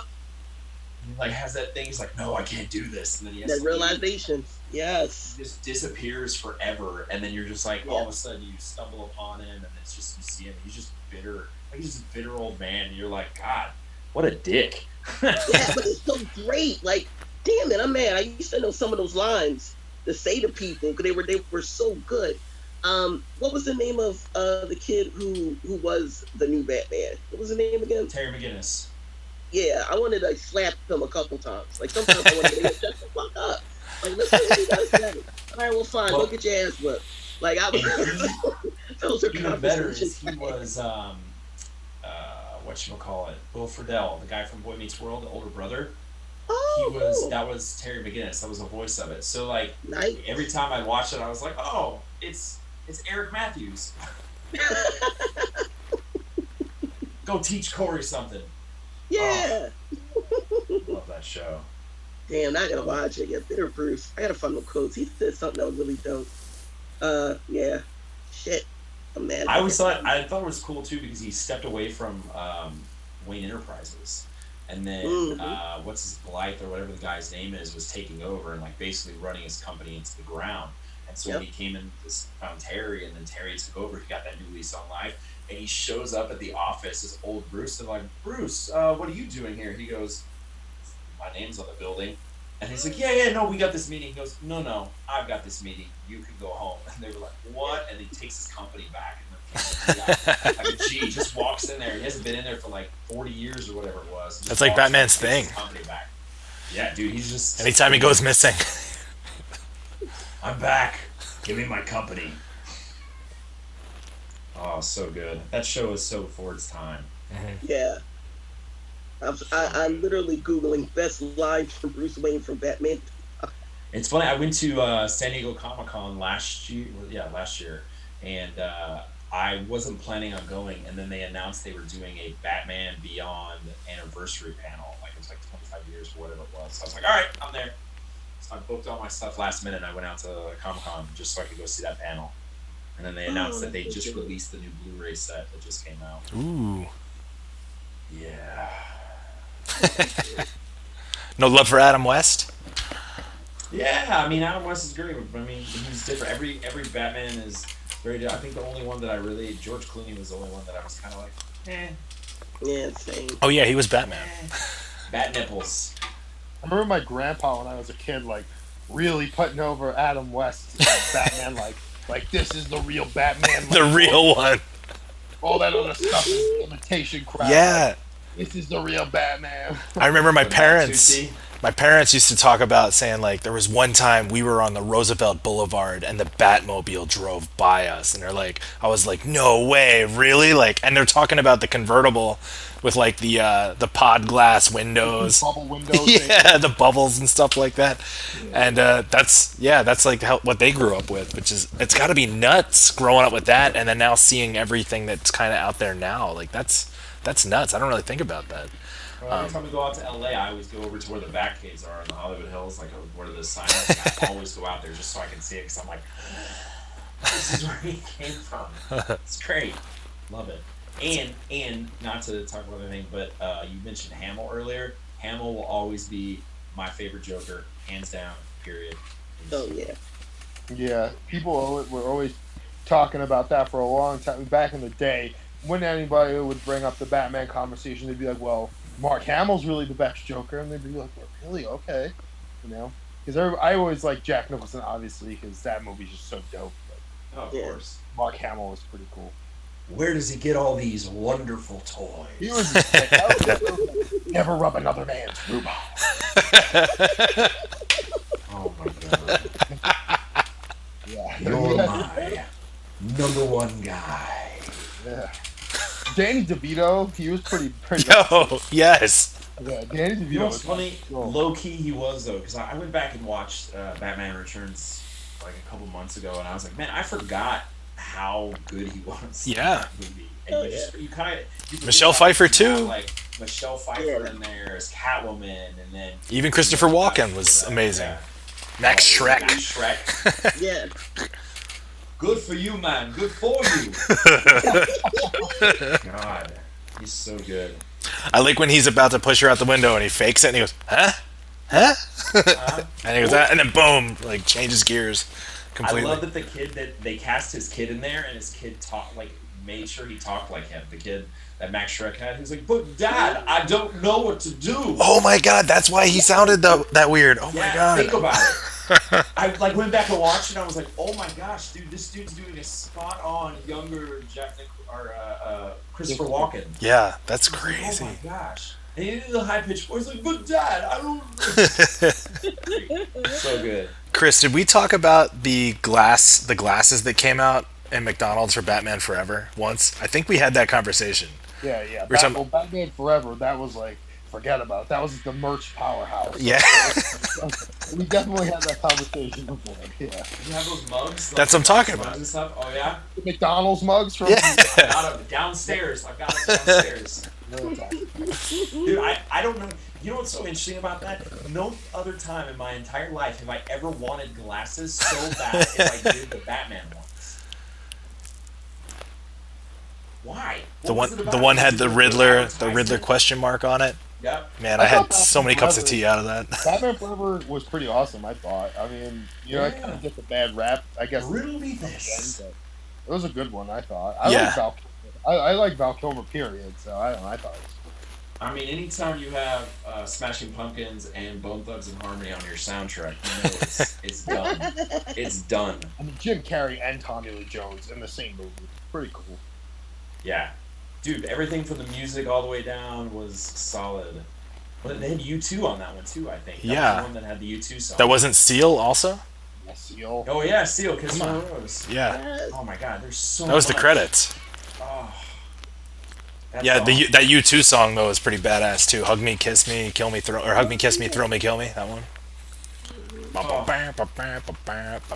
Dude, Seal was the jam, man. That was a huge hit. That That last one though was pretty bad. Oh, you about to get me started. I will never forget. I was at a CZW show. It was before doors open. I guess they were testing the music, and they decided to play that song, "Kiss from a Rose," to test it, and everybody just stopped what they were doing and just started singing in unison. It was so dope. Yeah, Seal's not messing around. So I think that Batman and Robin had like a lot of good ideas that they wanted to do, but then it's like it was just it was just a mess. Going back and watching that thing. Uma Thurman was hot. Arnold Schwarzenegger is. Arnold Schwarzenegger can really do no wrong. You know what I mean? Right. Yeah. Yeah. George Clooney was pretty bad though. He really wasn't the best. They had the same Alfred. Alfred was still rocking. He stuck it out, yeah.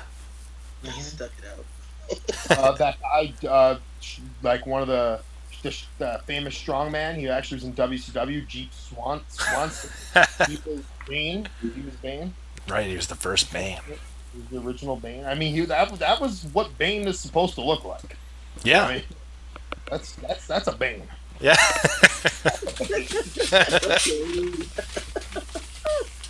That budget, didn't it have like the craziest budget ever? That movie. Arnold Schwarzenegger. Oh yeah. $1,000 a day or something like Schumacher's movies had decent budgets, and then they showed it all that. Like you went from completely dark movies to completely bright colors and nipples and The Arnold nipples. Schwarzenegger and all that other stuff. Yeah. Oh my gosh. Hello. Oh God. Wow. Oh. Yeah. Padre. Fauci's here. Oh, Fauci. What's your take on bat nipples? Welcome to the They have conversation. them right, they're mammals. Dr. Fauci studying bats, trying to find the cure. Is that what COVID came from specifically? Was bat We're nipple? talking about Batman and Robin, the movie with George Clooney, where like they put nipples on the bat suit. You don't remember? I do. We're not talking about actual bat nipples. I do. And you want to know why? Is because I used to collect the toys for McDonald's. Oh, we were So- just talking about. I wouldn't watch the movies, but I would be familiar with them. Oh my God. Oh, Power Ranger toys were my favorite from McDonald's. Those were the ones, the Power Ranger movie ones. Like the Ivan Ooze? Yes. Ivan They had the little Zord things and like, awesome. Ooze was an underrated heel. Straight up. He was My autograph book. Oh, he was so good. sassy. Who's sassy? The Brady Bunch reunion, dude. His lines. Oh, yeah. Whoever wrote his dialogue was solid too. I'll bet you he had a lot of say in changing his dialogue because he was a big deal coming in there for that movie. Yeah, I think he was the biggest actor on that set as far as like Yeah. history of what he's done. He was like super. He was their Alec Guinness, you know. Yes, 100%. Let's get this seasoned actor in here to bring some legitimacy to our retelling of a retelling. Yeah, he was solid. I was upset that they didn't carry him over to like the actual show Right. in any way, but whatever. And in the process, they like dwarfed their two main villains from the show. Yeah. By making the movie for a villain that was only for the movie. They completely jobbed him out.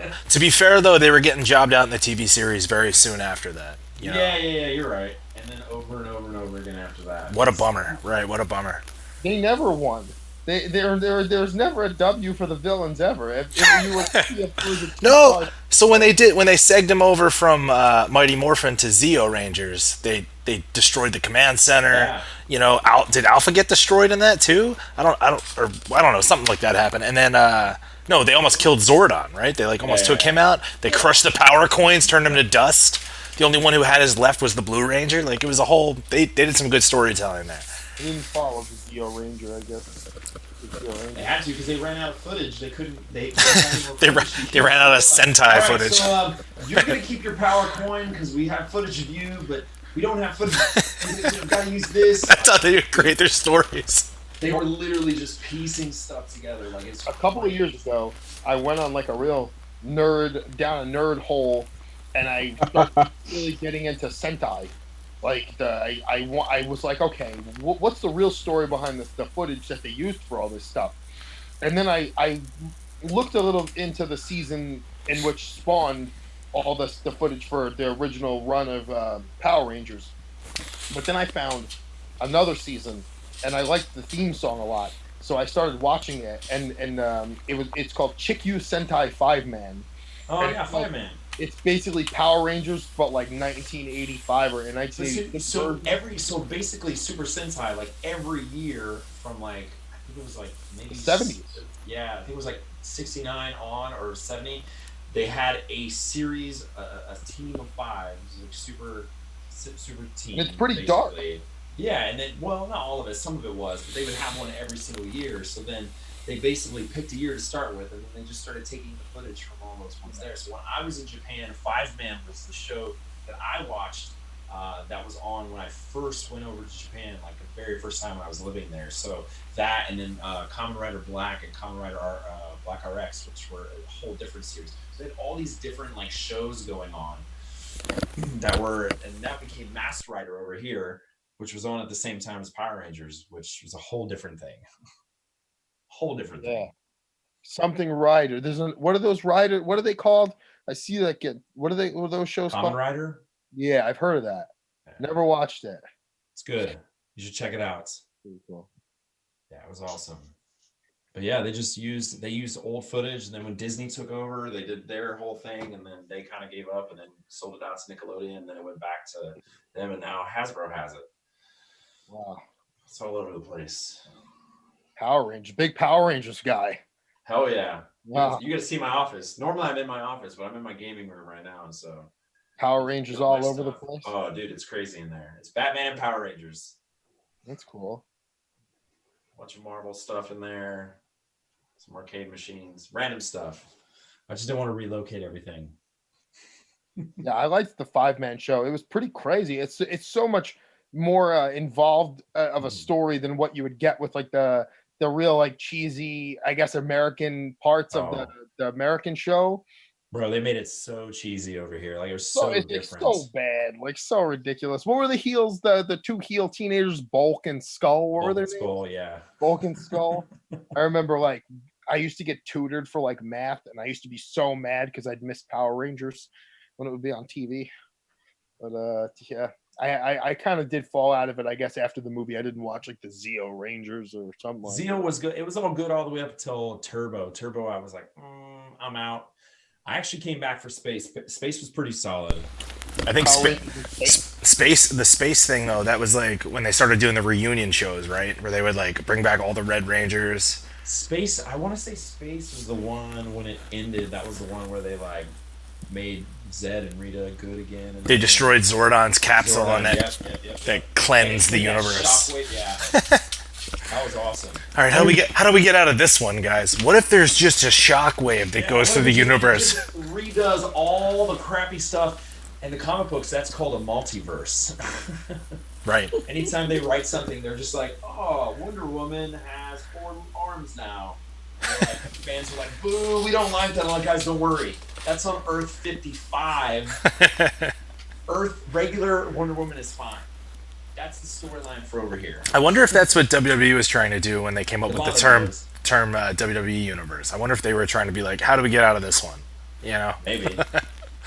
Maybe. Nah, it's our audience. That's been happening for a long time.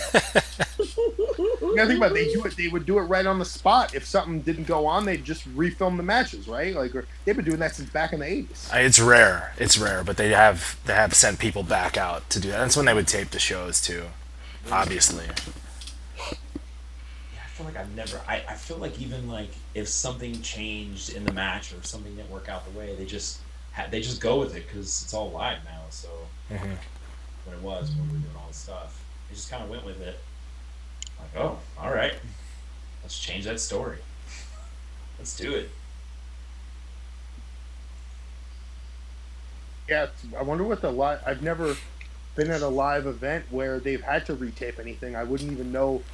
I wouldn't even know what it would be like to be in the crowd for something like that, or how it would go. Have you ever seen anything like that, Gulak? What's that? Like where they've had to Like, retape? Not anything that wasn't like live. There's been So I'll give you a good example. Okay, this is the first time I actually met Mike Rome. Was at the Cruiserweight Classic, and they had a match between Kota Ibushi and Brian Kendrick. Oh yeah, I forgot about that. And because Kota Ibushi's from DDT, what are the rules in Japan if you go outside the ring? 20 count. 20 count, right.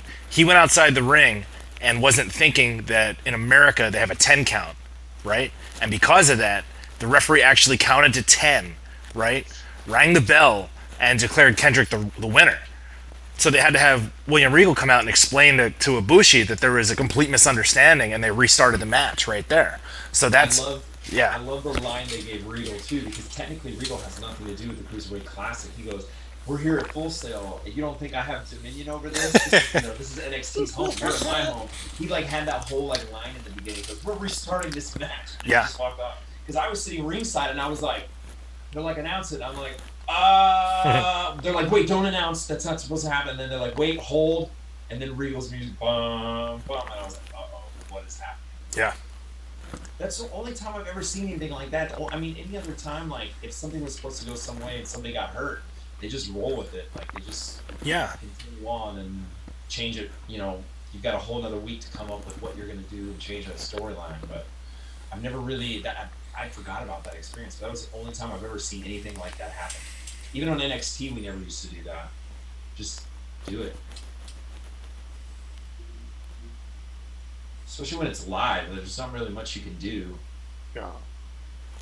And when it's dealing with an injury too, you don't want someone to, if you're not sure what the extent of the injury is, you can't have them continue on. Yeah. Right. Pretty incredible. I watched something with Steve Austin, and he was talking about, because everybody was talking about Owen Hart, that thing came out, the Beyond the Ring or Dark Side of the Ring. How Austin got hurt taking that pile driver, and still played along long enough to be able to buy himself enough time to slightly move to do the roll up. That would never happen in today's day and age.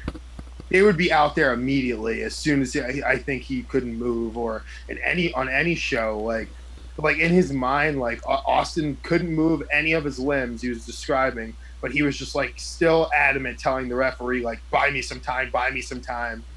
And the roll up was kind of obviously terrible. He admits it that it wasn't, but they still got the job done. They got to the end of it because he understood how much steam he had at that point, how much he couldn't lose. He basically could not lose or couldn't get taken out on a stretcher, so he had to get to it by any means necessary. And I was like, that's pro wrestling for you. Yeah. Absolutely. And that's the reason why he's Stone Cold Steve Austin. It's legendary. Yeah, I mean, think about it. He's I couldn't move my hands. I couldn't move my legs. It took me a couple of minutes just to get feeling back in my hands to be able to kind of move. It's he's just focused on getting to the end of his match. All right. I will say now we have an insanely good medical team, and even if there's something that happens to me that looks like it could be something, they'll always come and check on me. And that annoys me because I'm of that mind state. It's pro wrestling. Let me get to, even if I am hurt, give me a minute and I'll assess it and we'll get to the end of it. Nope, they're right in there and they're trying to communicate with you and just find out. And I guess that's what they should be doing, right? Any good medical staff, when you think about it. Yeah, I feel like that's everybody's mentality, though. I feel like every time I see them come up to the ring, everybody's like, "No, go away. I got this. I'm gonna keep going." Every single time, everybody gets so hot at medical, but they are really they're always on it. Yeah. Right there. So much so that I feel like it's not just you; it's literally every single person. No, I'm gonna keep going. Leave me alone. It's just a little blood. It's impressive. Except for Sin Cara when he popped his finger out. What happened? I think he did a dive and dislocated his finger, and he asked for the match to be stopped. Oh. Was this Sin Cara Original? Like a completely different direction. Was it like pointing this way? I mean, Hey guys, I think the match needs to be stopped. I don't know if I'd feel too happy about continuing at that point. I can go on. I can go on. Do it. You start poking people in the eyes. There you go. Who else had a really weird hand or injury? Was it Pac? I don't know. I think so. I think he might have been wrestling in England. I know. With like a weird dislocation.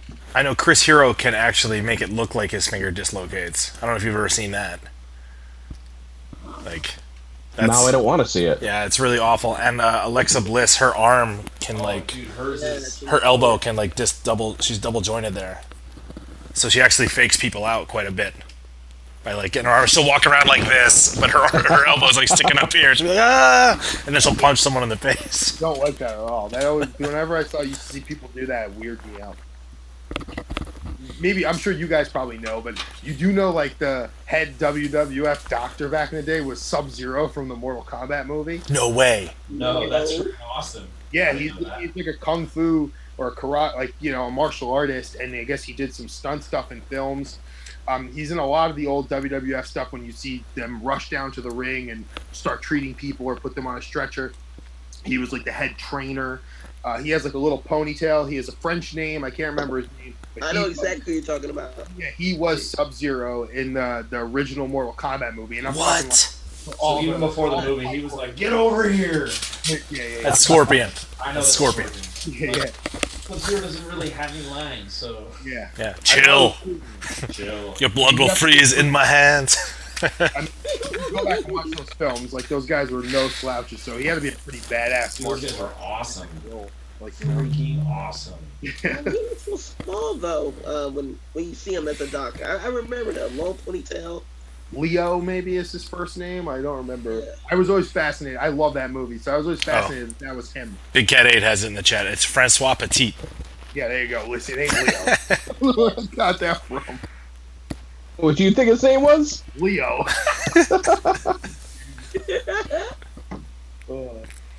Yeah. Leo. Leo.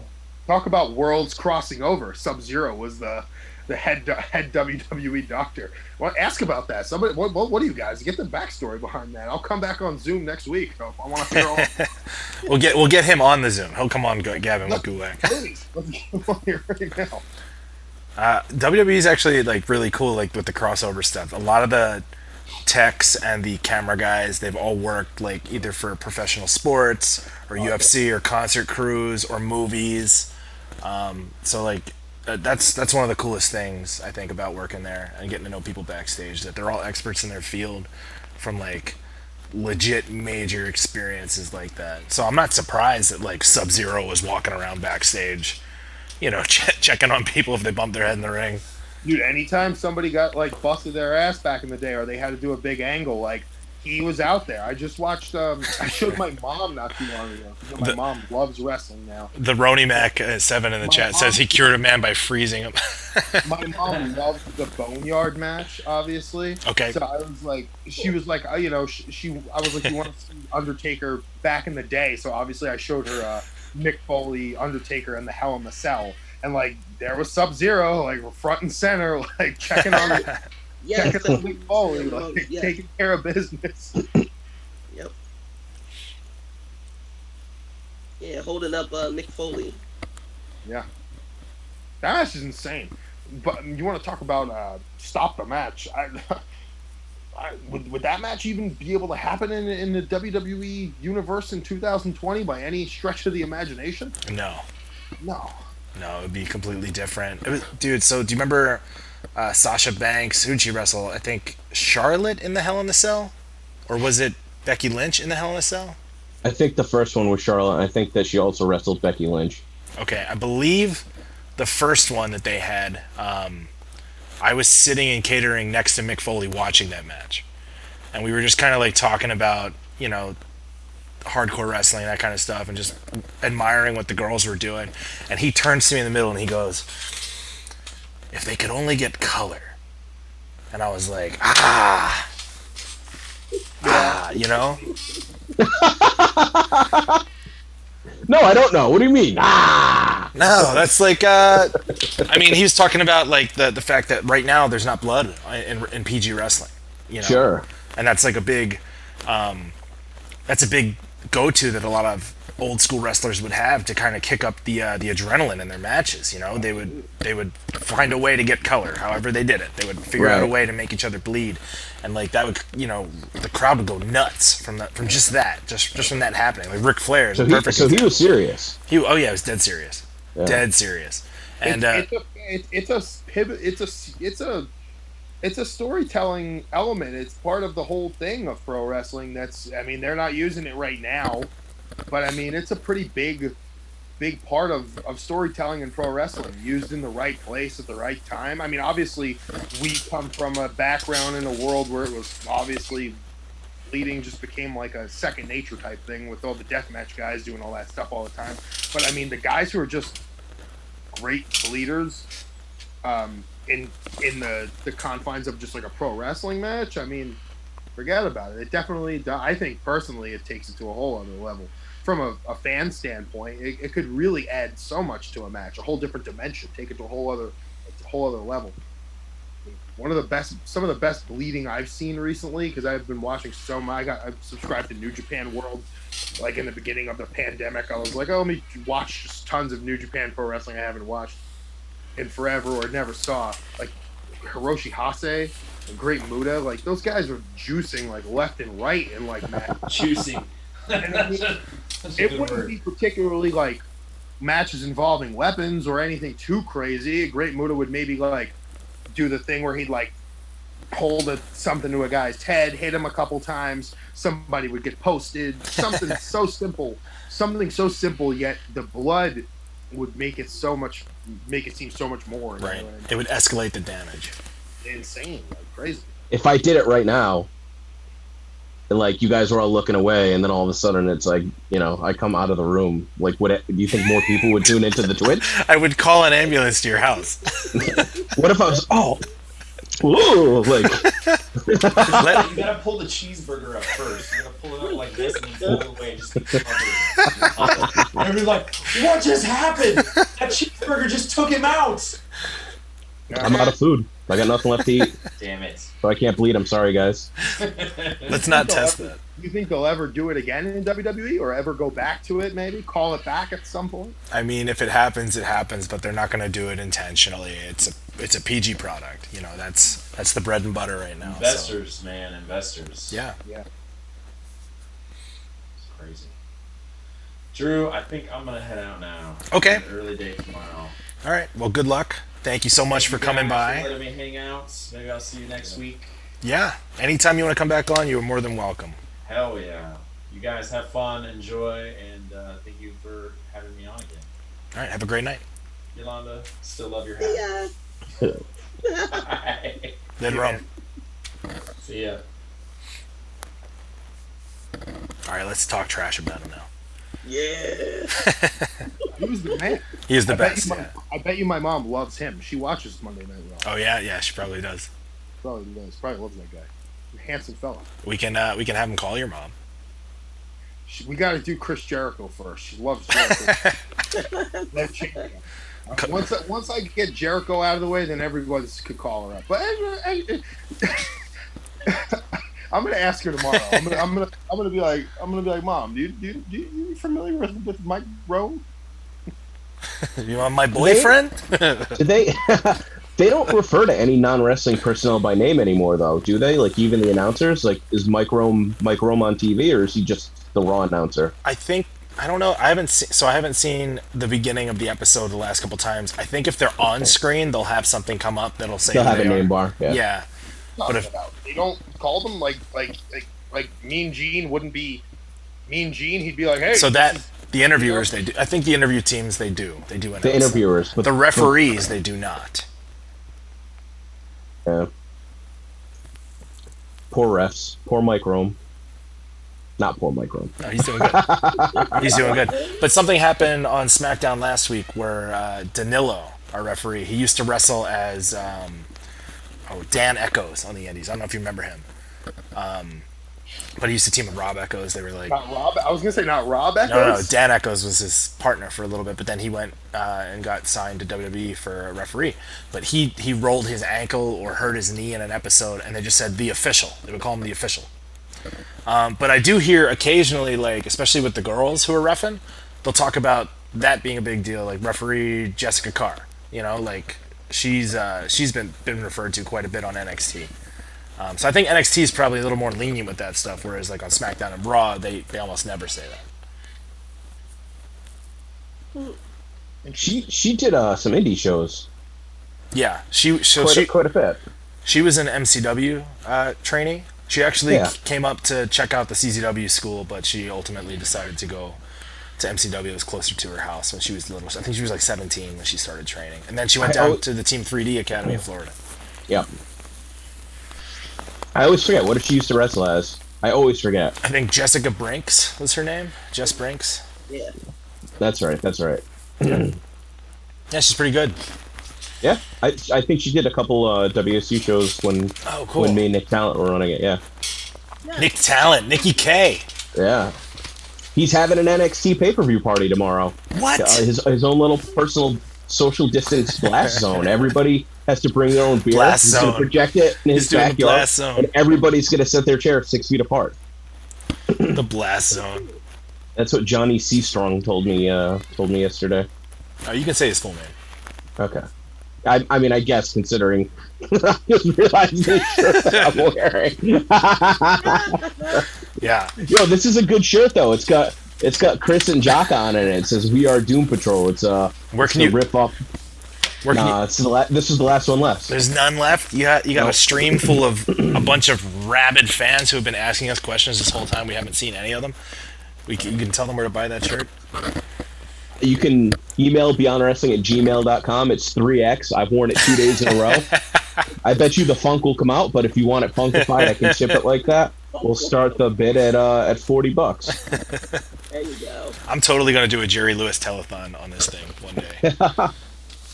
Hey, you did raise a lot of money for a good cause though, Dude. So that one call or that one day we did, it was at 500 was the goal.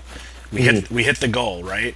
Then I just kind of bumped it up throughout the week. We hit over 1,500. I think it got close to 1,700.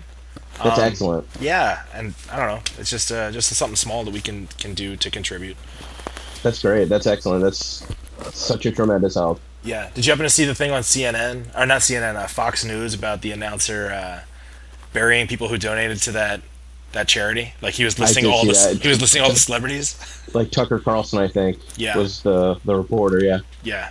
He was calling out people who donated to that charity, and someone said that the graphic that he was using that had all the celebrities' faces with like flames going up it looked like the tower from Mortal Kombat, where you like all your enemies would show up. That's funny. That couldn't have been intentional, or maybe it was. Maybe it's like, hey, we're these evil people on television, but we like outsource our production to like people in their 20s, and they hate us, but this is how they get paid, so they're gonna sneak in like little goofs and flubs. It's just so funny, like all these celebrities, right? And then like at the top is Shao Kahn.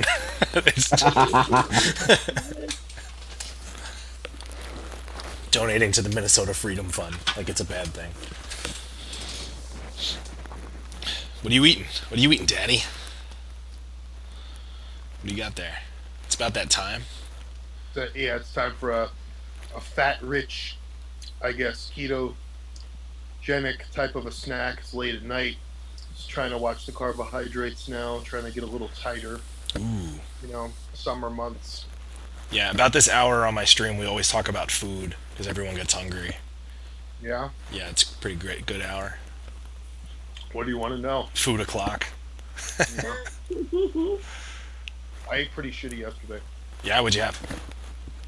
I had like a pizza, and then I had Popeyes. It was kind of just like a cheat day. Ooh, what'd you get at Popeyes? I finally tried the sandwiches that people were like killing each other over. Think about how fucked up the world is. Excuse my language. Yeah. Think about, Excuse your language. Look at his shirt. well, think about how fucked up the world is and how everything is such a drastic turn. A couple of months ago, the violent crimes that were making the news was someone took a gun to Popeyes to fight over a chicken sandwich. You know, I finally tried the chicken sandwiches, and they were worth probably fighting somebody over for sure. They were pretty freaking good. I finally tried it, and I was usually I'm someone who's like, it wasn't really that good. It was overrated. Nah, it wasn't that good. That shit was good. Is it better than the KFC Double Down? Oh man, I don't even know if I tried it. I don't like KFC, honestly. So one of the Big Japan tours, when they would come to Combat Zone Wrestling, was like during that time, like when the Double Down was out, and all Sekimoto wanted to do was go to KFC and get a Double Down. He would go. Really? He would call me Soldier. He would go, Soldier. Double Down. Double Down. I go like, let's go. Come on, we're going to get it. We're going to KFC right now. And he got 2 of them and just right down. Yeah, I had 2 at Popeyes, and they told me, they were like, "This is the most fillets we got," and I was like, "All right, cool. I'm finally gonna try it." yeah, they're pretty good. I haven't had one yet. You couldn't even get it a couple months ago. It was a real thing. It was like the Nintendo Switch of fast food. It was like seriously, like you could not find that. Isn't that funny how something can just take hype and like it's a life of its own, you know? Yeah. Yeah, I hope that's the biggest problem we have soon. I can't take this shit no more. The world is too real right now, man. Things went crazy. Well, things been crazy. People are just catching on, unfortunately. But hopefully, you know, I was talking to somebody yesterday, and it's just like the situation's under a microscope. The biggest civil rights movement worldwide history. Everybody in the world is involved in this. So hopefully something comes of it sooner than later. Positive. Something positive comes of it, not something negative. Yeah. Something's gotta give. Somebody needs to do something, man. I don't want to. Let's not get into it. Let's not get into politics. We're just gonna. All right, let's get into food. I'm just gonna start bashing Donald Trump. It's just gonna get ugly. It's just gonna get ugly. How about if I make this face, it looks like I have no teeth. Oh. So, what is your? We're gonna talk about food. Gulak, what's your diet like? What do you eat like? Right now, we're doing a lot of cooking at home. Like that's our big thing. So like today, for example, I made like chop steak or a Salisbury steak myself. So like we did that today. I can't even tell. Oh, yesterday we did like pulled buffalo chicken. We did stuff like that. You know. You don't stick to. You never got into the regiment. I didn't. I never did the macros or the counting. Nothing like that. But I would just try to stay on top of my workouts more than anything. As long as my body feels good and I'm balanced, you know. As much as I can. Sometimes my left side blows up, you know. So I just try to stay ahead of that. Feel pretty good. Try not to have a big meal before a match, that kind of stuff. Well, you get to eat the catering and stuff. That's a trap. It's a trap, dude. Accessibility is good. It's a trap. So they put everything in tins, like right when the show goes live. So after your match, you come back and it's all just sitting there in tins, waiting for you to take it home. So you can actually get these to-go trays and just, it's so good. You were saying on Wednesday that they try and have like a local specialty. Yeah. Are there any that stand out where it's like, oh, I'm in Rhode Island and I'm eating hot weenies, something like that? They do that for real. Right? What's that? Garden's always like surf and turf, like steak and lobster. That's true. Yeah. Always surf and turf. And then in what do they do in Boston? They'll do like the lobster rolls. They'll do that. Wow, that's in Boston. Yeah. In Philly, they'll do like sausage and peppers and like have cheesesteak. And is it good? Is it authentic? Yeah. Bro, the WWE catering's like out of control. It's not. So they don't have like the dude from Jim's there like chopping your steak up and like frying onions, but like it's as if you were gonna make a big catering thing of like steak and you could build your own sandwich. So it's pretty. You're from the lowly indie guy who did extra work one time, well, 2 times, if you want to count the one time in and then I went to Access. The catering is bomb. It's just insane. They're all lucky. Yes. There's so many people there that work there though behind the scenes. Yeah. Plus, well, I mean, forget about it. Yeah. The dessert spread is unbelievable. Right. That's not the wrestlers can't even really. I mean, they do, but they can't. You know, they're not supposed to. I mean, they are, but they're not. Yeah, I'm sure like Bobby Lashley could eat an entire like red velvet cake every day and still. Dude, Otis is the man. Like, no joke. I've seen him put away just so many plates of food. Like that's, yeah, unbelievable. Like power eater. What did he used to wrestle at when he did amateur wrestling? What do you think? there's one weight class where it's just open weight, and it's called It's just open? There's no cap? Heavyweight. Heavyweight. Yeah. Over 202. 20. I think it's 215. 215. Yeah. Wow. Over, He's over 60. about what, 220, 225? How tall is that guy? 6 foot, 6'1". No, he's tall. Yeah. Yeah, me and him are about the same size. Yeah. How's our buddy Big Bully Busick doing? Oh, he's losing it, man. Losing his mind. You see this promo he did with Danny Burch? No, what's With the 2 glasses of water? Yeah. what's going on? They were in a pub talking about being British and from Boston and that they like to fight people. Go figure. And then they hold up their glasses and they clink them together, and it's just glasses of water. Yeah, neither of them had beer, huh? Right, like, I don't know. Well, you know, At least give me a soda, you know? In Like, fake Bill's it. defense- Give me a ginger ale. How do you know it wasn't vodka? Right, exactly. Could have been just vodka. could have been a vodka soda, the official drink of the British American Express. I mean, knowing him, it would have been a White Russian. That's what I said. That's what I said. Well, that's why you said that the other day.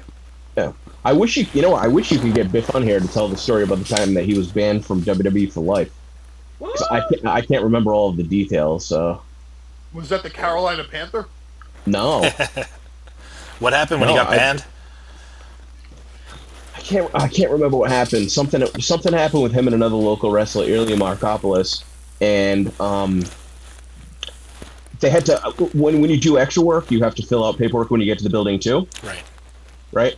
And then for some reason something happened where there was a delay with one of the staff, and then like I think Regal like called everybody ringside, and they were like, "Oh, we didn't get our paperwork in," and somebody was like, "Don't worry about it," and then somebody comes on the speaker of the arena and asks for him and Ilya by their first name, and it's like, are these 2 men in the building? Like, please report to the office now, kind of scenario. And it was just like, you know, if you go out there and you get hurt without your signature on this paperwork, this whole operation goes down. Like, get your stuff and leave. Biff probably tells it better, and then, you know, he got signed like 6 months later, so whatever. Yeah, we'll have to get him on here to tell the story at some point. He is losing it, though. He's nuts. I talked to him pretty extensively via text the other day. He did just move into a new house, though, so I'm sure he's all right. Yeah. He's living the dream. We got Mr. Thatcher down here now to balance out the trio. We're good. Oh, how's he doing? How's he liking acclimating himself to the WWE universe? It's like the big time for him. He never really wanted to be in WWE because he always wanted to do his brand of wrestling. But now they're like, no, you can do your brand of wrestling, and he's like, oh, okay. So for him, just like he was such a minimalist, you know, and like now he's rolling around in Lamborghinis and like I'm just kidding. He's not doing that at all. He's literally living in an apartment with nothing in it. He's probably got women throwing themselves at him left and right because he's on television. I mean, if he goes outside, yeah, I mean, maybe that would happen. No, he lives out by a lake. It's actually very nice. He's got a paddleboard. He goes out there. He told me actually today that we were talking about these crazy thunderstorms that we had today. We had tornado warnings and stuff coming up, which is rare in Florida. Usually it's just crazy lightning storms in the middle of the day. He said he was out on his paddleboard about 2 days ago, and it started, like, these dark clouds just roll in, and they roll in quick, and it looks like a movie. And then just like crazy lightning and fast downpour for like at least an hour, like 2 hours or something. And he's out in the middle of a lake on a paddleboard, standing up by himself. Those are fucking alligators all over the place, right? It's a lake near a neighborhood. They usually go in and pull them out, and then they're not in there. They travel through the sewer systems, like the drainage systems. That's how they get into the different lakes. But yeah, so he had a boat tow him to shore to escape the lightning. That's so wild. Yeah, That but he's doing good. He's doing good. he beat Riddle, right, in the cage match. Yeah, about time. Got his revenge. Big win. Actually, Riddle's never beaten him, I think. You talked think? to Riddle? Yeah. He tweeted something out a couple of days ago of the both of us. I miss You him. You got to think at some point you'll end up. I mean, you and Riddle both on SmackDown, adversaries or partners. There'll definitely be a quick association there. Yeah, of course. Now that I got a win over AJ Styles, the sky's the limit. That was sick. I was pumped. My dad came to watch that. It's so funny. He's like, I don't want to watch it, but let me know if Gulak's going to be on. And then I was like, Dad, you're not going to believe it. Gulak is going to wrestle AJ Styles. Stops everything, runs downstairs. Was he in like his underpants with socks on? He probably. It's been like we just got like last year we got central air, but like sometimes they don't get it to the right temperature. And then, like, if my mom feels a certain way, my dad feels a certain way, the house is going to be set to whatever temperature my mom wants. So, no, he had, like, he had a reasonable amount of clothes on, ran downstairs, and then... A reasonable amount. Yeah, and then it was like, he won, and he won decisively. That's right. Because my dad hates any sort of interference whatsoever in matches. Like, cannot stand it. My mom too. She doesn't get it. It goes over her head. It's completely unfair, and we were wicked punked. That's the reason why. That's the thing. I guess it's working. The idea of the angle happening. It's like if it's bothering them, that means like they're engaged. So I mean, that's what WWE wants, right? I mean, that's. I guess I don't know. I feel like my dad will just be like, I don't want to watch it because I don't like it. It's tough in to try and find that balance now as far as what's engaging and what is gonna turn people off altogether. Right. What's turning me on is the idea of Gulak and AJ Styles in the Boneyard match. Oh, I like that. Tell Gulak how sick this guy was with the Boneyard match for like 3-4 days. Well, like everything, like you're sick of hearing about it for 3 weeks. Every day hitting up the Bone Zone group chat, being like, "This is the stupidest shit I ever heard of. Why are people still talking about it?" And then it's like it finally just got to you, like it seeped into your subconscious. I guess I have to check it out. One of my best friends, my friend Lance, we were talking. He was like, we watched a bunch of New Japan stuff, like old New Japan stuff, and then he was like, "Listen, you gotta watch. Did you see it yet?" And I was like, "I didn't see it." Undertaker's like his favorite wrestler ever. I was like, "Fine, I'll watch it." And I watched because I didn't watch WrestleMania, and I watched the Boneyard match, and it definitely left an impression on me because for like, and then I watched it like 2 more times. I watched it with my mom. Because my mom loved it, so I was like, "Hey, Mom, I'll watch it with you." And then I watched it with another friend of mine, and I was just quoting it for like it felt like 2 weeks. It was Boneyard Mania. It was Bone Mania for like almost 2 weeks. So ridiculous. That Metallica song, like, it was nonstop. So if we could get Gulak in a Boneyard match, that would definitely pique my interest. Chris, they're doing your favorite match ever. They're redoing it with Adam Cole and Velveteen Dream tomorrow. What's my favorite match? The Backlot Brawl. We're doing a Backlot Brawl. Yeah, but it's not set up the same as it was at WrestleMania.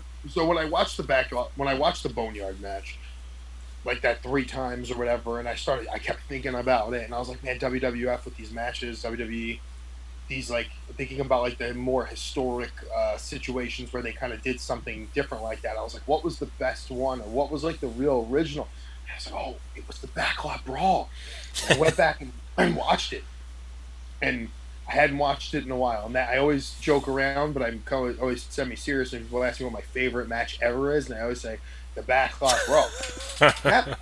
that match is fucking insane.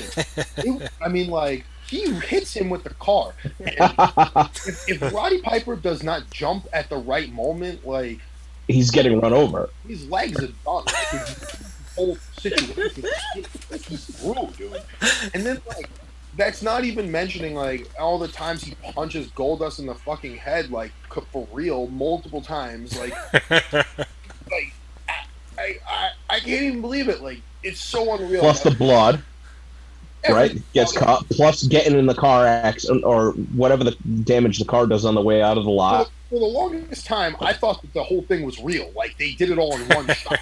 I didn't know that they filmed the half of it like a week before, and it doesn't damage my feelings about the match at all. But like, I mean, like that match is insane. And then like the whole Rocky Horror Picture Show stripped down to the lingerie at the end, like. Yes. WWF was out of control.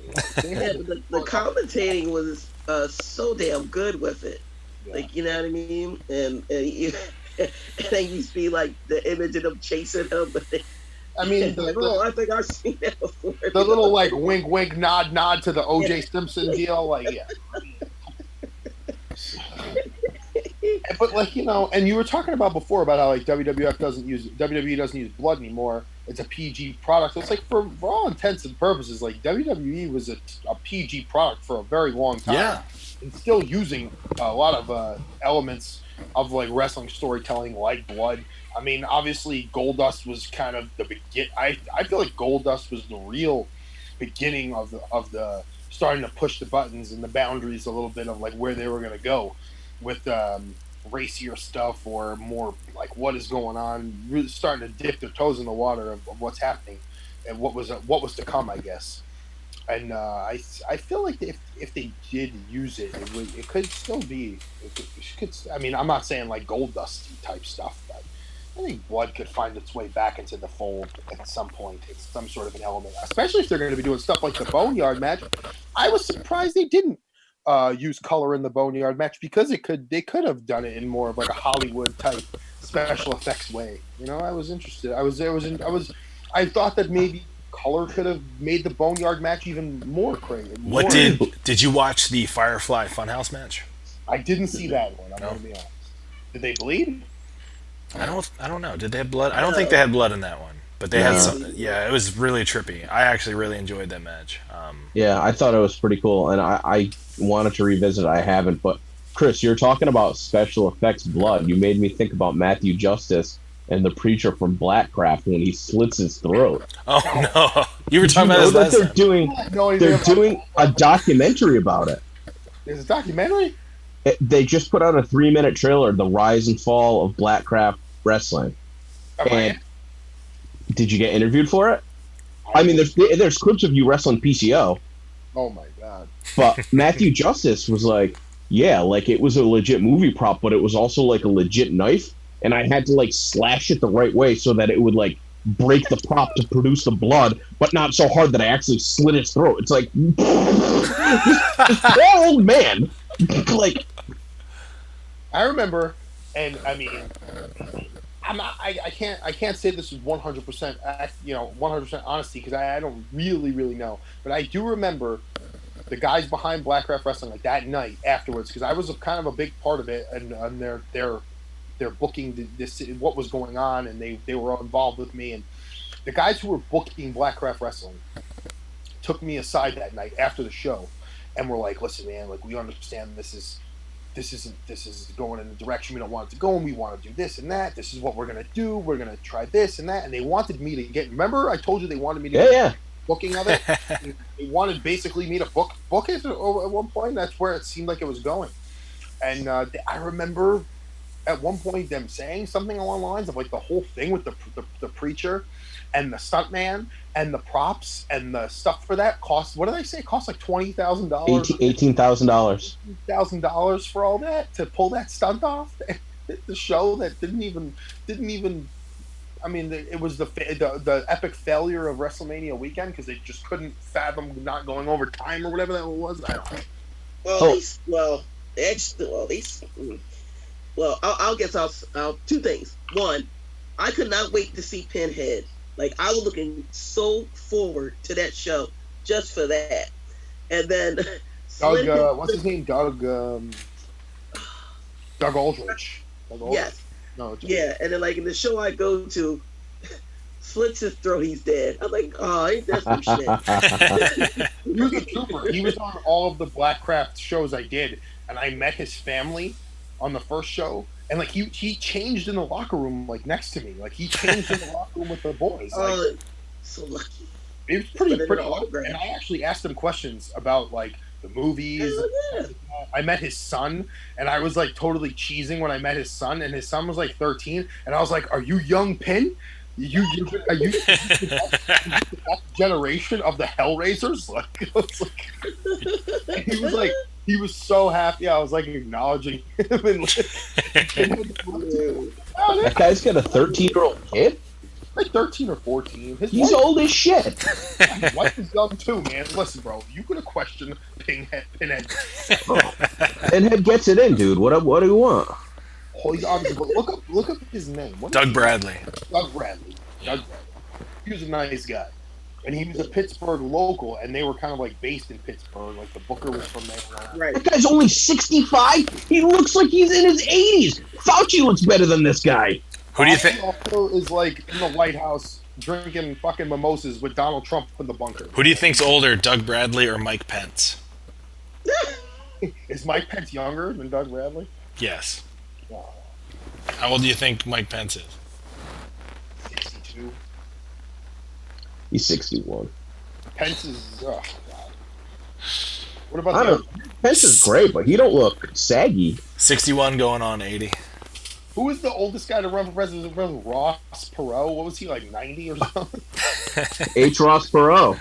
Bob Dole was old shit too. Oh, Bob Dole was old. Oh man, growing up, anytime that there was an old candidate, that's all they would do is make fun of how old they are. That's my favorite. My favorite Simpsons celebrity is Bob Dole showing up on there.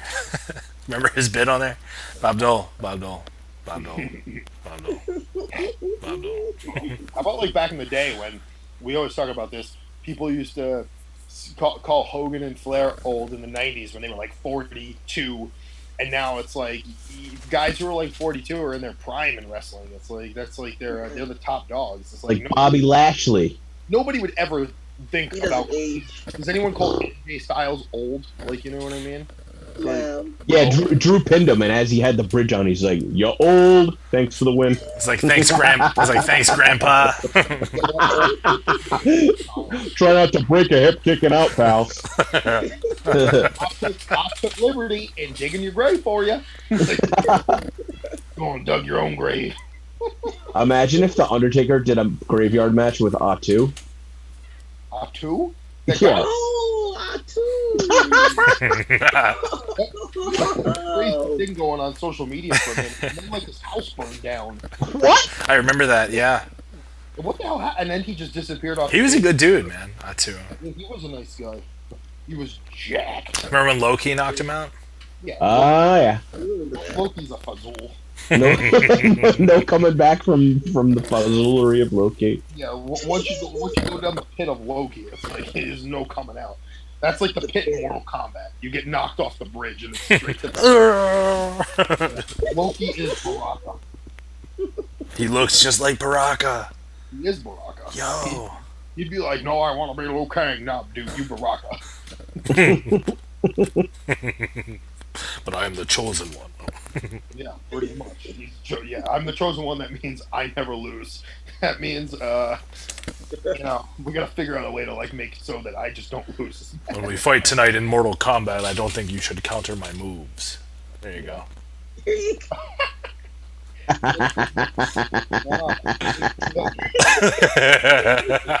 Oh, I've seen that belt in person. I'm jealous of you. I'm so jealous of you. Look at that. It's it's like the width of his torso. It's a suit of armor. That thing would stop a bullet. He could slide down a mountain on that. That thing would stop like a spray of bullets. It's so big. It's so good. Look at the strap with where the clips, the little snap-ons are, as opposed to the plates. It looks silly. Who had that, Drew? The Hawaiian guy, right? Cabana Man Dan, yeah. Cabana Man. Oh man, he's even tinier. Yeah. So think about what the belt looked like with him. Who the hell wants to carry any belt around? I don't know. He looked pretty happy to be holding it there. Yeah, he loved it. He loved every minute of that. So good. Did you guys see Flip Gordon posted on his Instagram story? 180 backflip thing. Get the hell out of here! You saw it, obviously. What did he do? Like the Lacey Evans moonsault? Yeah. Yeah. Brian Cage. Does anything surprise you about Brian? He's an athletic anomaly, dude. He retained every bit of his athleticism, no matter how much bigger he got. He's a freak. Dude, him and Taz together, I love it so much. I love it so much. Taz getting in Moxley's face and them having that like heated moment, and Brian's just there like ready to strike. I can't wait. The path of Cage instead of the path of rage. I know Drew will probably remember this. It was like an angle where they just like berated and demeaned Taz, like Austin was a heel, and it was like the invasion, and Austin was like the leader of WCW and ECW, and they held Taz down and whipped his butt with like a leather belt. And Austin was just instructing everyone to like hit Taz with the finish, like one by one. Taz had it rough. Yeah. Yeah, he beat Angle and it was a wrap. Yeah. Oh yeah, he like debuted and choked out Kurt Angle, and then that was it. Yep. Yeah, then he was in a feud with Lawler. He was in a feud with Lawler? Yeah. Yeah. Because he kept fucking with him and Cole at the commentary table. Oh. They He dipped had on him. tag belts with Spike Dudley, maybe? He was picking on a whole bunch of people, but for some reason he was bothering Lawler a lot. And Lawler like slapped the shit out of him.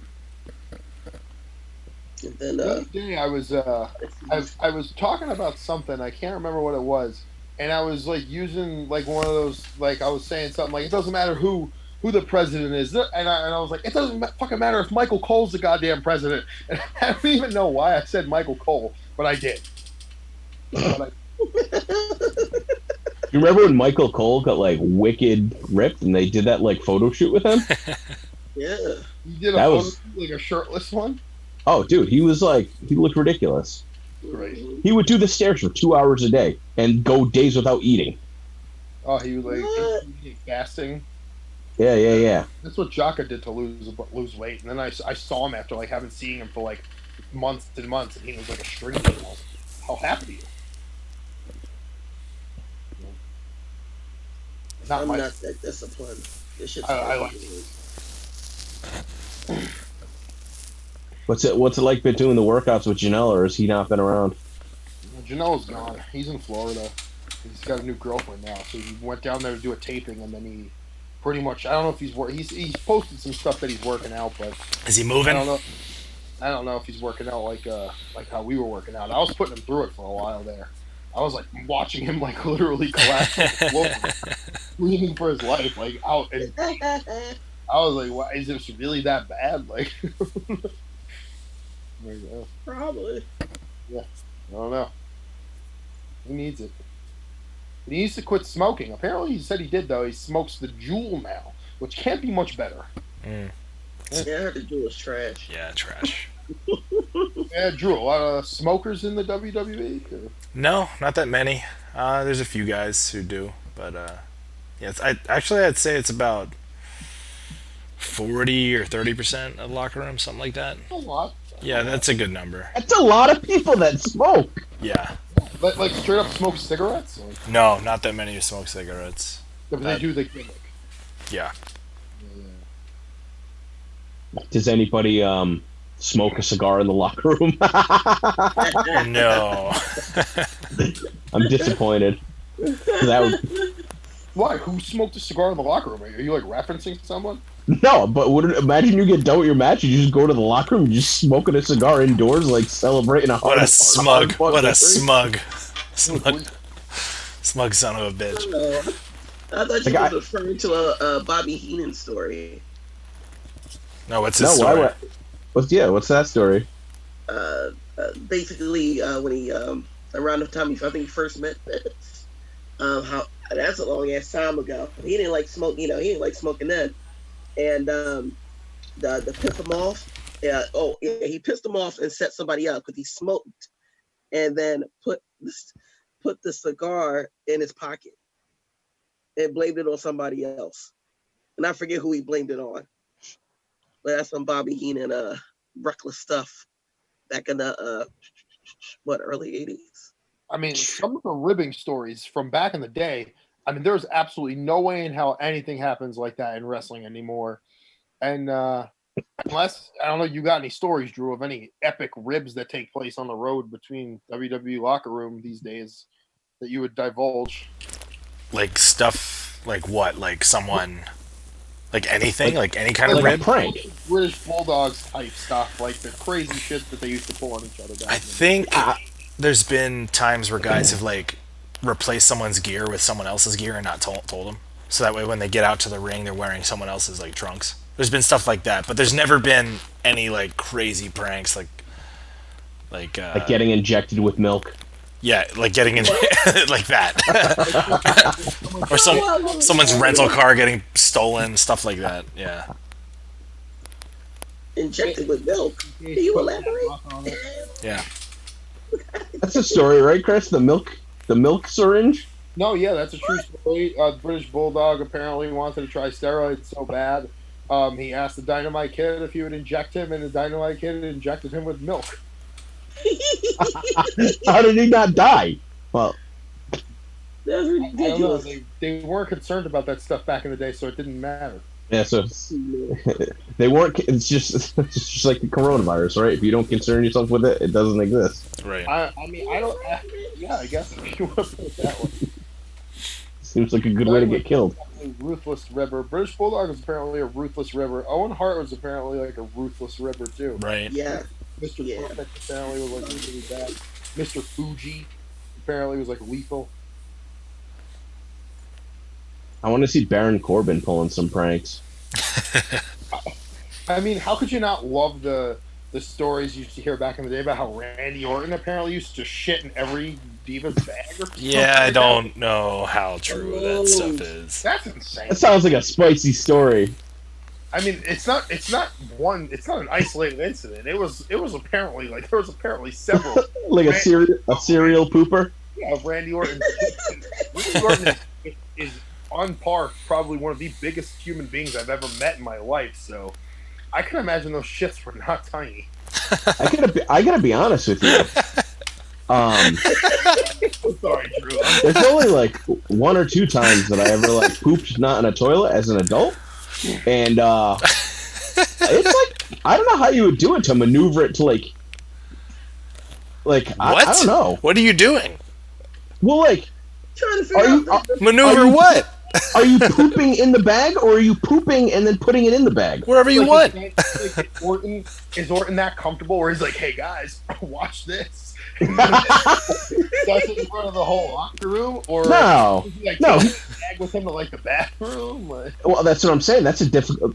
He takes the whole bag in the bathroom, puts the bag in the toilet in the. take one of the takeaway things that Drew's describing at catering and like poop in that, and then bring it back to the bag. Like you go in the toilet and then fish it out, kind of thing, with like a like a Or fishbowl don't cleaner. Go in the toilet at all. Let's just That's fucking gross. Is there a chance we can get Orton in here to ask? Kind of like with O.J. Simpson. Like, if I did it, This is how it would happen. yeah. I guess we probably can't get Randy Orton, but we probably can get like Candice Michelle. I mean, I don't know that I know. you guys can ask them.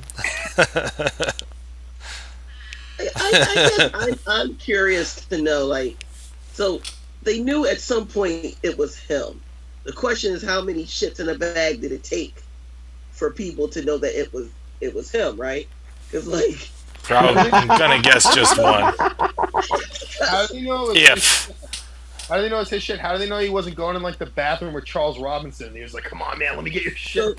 so wait, is this all So alleged? stupid. Wait.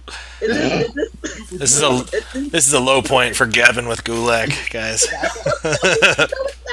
No, it's not. So this is a legend, right? talking about ribs.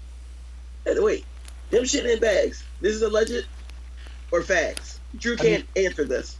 Yeah, well, I mean, listen, Randy Orton. When I did WWE extra work, and I went to like Raw and SmackDown, and I watched like Randy Orton get ready in like the gorilla position, kind of like before he went out. I thought Randy Orton was like, the coolest person ever. He was like completely wrapped up in all of like those heating things or the things around like his neck and his body to I guess like warm his muscles up. And he was definitely vaping pretty hard with the gimmick. And he's just the largest dude. Like he's somebody who I guess on television you can't. I guess because he has a slender frame, you can't really tell how massive he really is. But then when you see him in person, it's like that dude is huge. It's the biggest dude I've ever seen. He's like 6'5" or 6'6", so. I definitely wouldn't want that guy shitting in my bag. Okay, so where I'm coming from is, if you know that this is him, like, be careful, girl, because he might shit in your bag, right? And you're like, girl, I'm careful. And then all of a sudden, there's shit in your bag. Right? My question is, to the diva who got the shit in the bag, who know that Orton did it, what did you do? I think I fired. I'm just gonna be real honest because what would you do? What would I do? Oh, I know what she would do. She'd go Fight off. fire with fire, an eye for an eye. No. I done went straight red and with it's like just you see him in your sights, you walk towards him, you see something hittable. You grab that object and just bam, right in his fucking face. Like God. You ain't gonna shit my fucking bag and disrespect me and think that shit is cute. Fuck that shit. Maybe that. So, we just don't know about. Listen, I remember at the Shakura show, right? Cobalt. I was doing merch and Cobalt threw a roll of paper towel and a fresh one too, so it's thick as shit. So he throws it and it hits me. Bam! And I look up and I see him smiling. I don't see nobody else. I don't see no fans, no nothing. Grab the paper towel. So I see somebody in my way. I just go like this.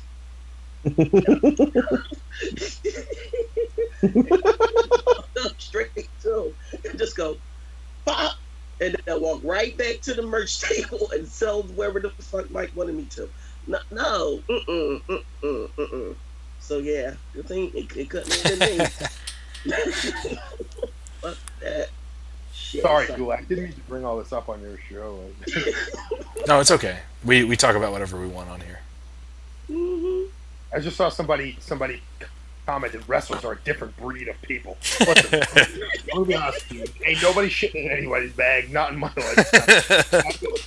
I've been around wrestling since I'm 15 years old. I've never seen another wrestler poop in a bag. That's so gross.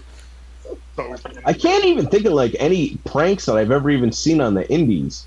Well, the one that I used to see is that like Ricky Shane Page did a show and somebody threw like somebody else's trunks. So whenever he'd go to a show, he'd throw the trunks, and then like he'd travel, and inevitably those trunks would end up back in his bag. That's harmless. That's kind of funny. Yeah, I haven't heard nothing. I haven't heard nothing bad. I mean, at that level, you definitely can't mess around. I wouldn't imagine you could pull stuff off like that and get away with it, especially these days. Yeah. I mean, especially now with social media. Can you imagine like someone would take a picture of the poop in the bag and like post it on Twitter? They would. I mean, now you could set someone up, just post a picture of poop in a bag, and then blame someone else, and then they'd be canceled. Damn, Gina, you're right. Spencer's, you're gonna put it in the bag. Like the plastic vomit, just throw it in there. Yeah. God. That'd be like the worst prank. Like you get a whoopee cushion for somebody, and they sit down on it at catering. Like, I gotcha. Like that's what it's resorted to. Like, literally, store pranks. I would boo whoever did that. Diuretics before your match. Future endeavor. I think someone gave DJ Hyde, Viagra before one of his matches. That's a prank. I'm pretty sure that's a real thing.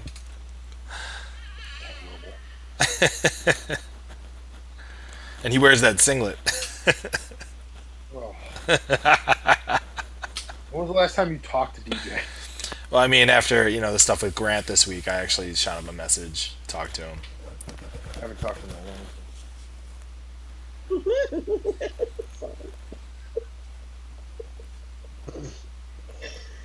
Oy vey. Anything else in the chat? People asking. What would be your favorite country? What would you like to visit? Who asked that question? Kind of moved away from it too quickly. Deportes y Luchas WWE. Deportes y Lucha WWE. What would be your favorite country? Is that what he's saying?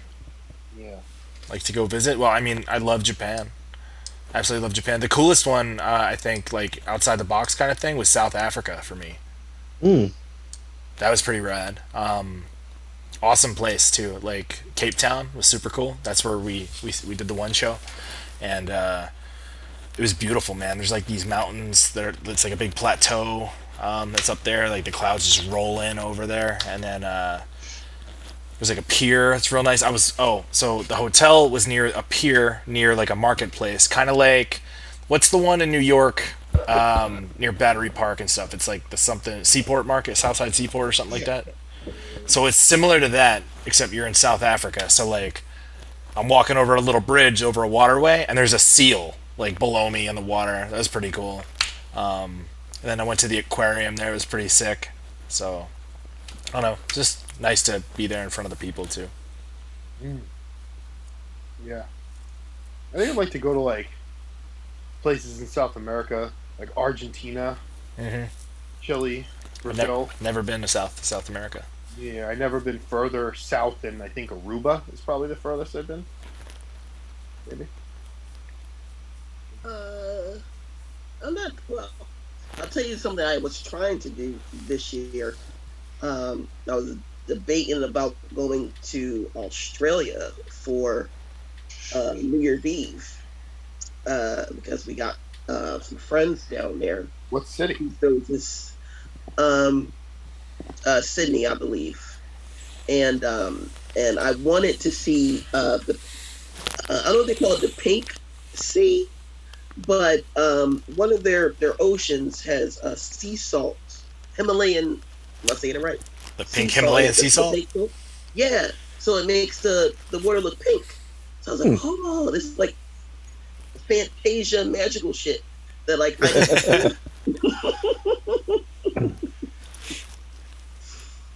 How about Iceland? Has anybody ever been to Iceland?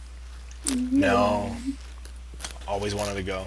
The Beyond Wrestling photographer John Washer, he went and has like amazing pictures. Maybe it's not that nice of a place. Maybe it's just the quality of the pictures. That's the one place Danny Havoc always said he wanted to go, was Iceland. Oh, damn. Yeah, he was like a Viking at heart. Reykjavik.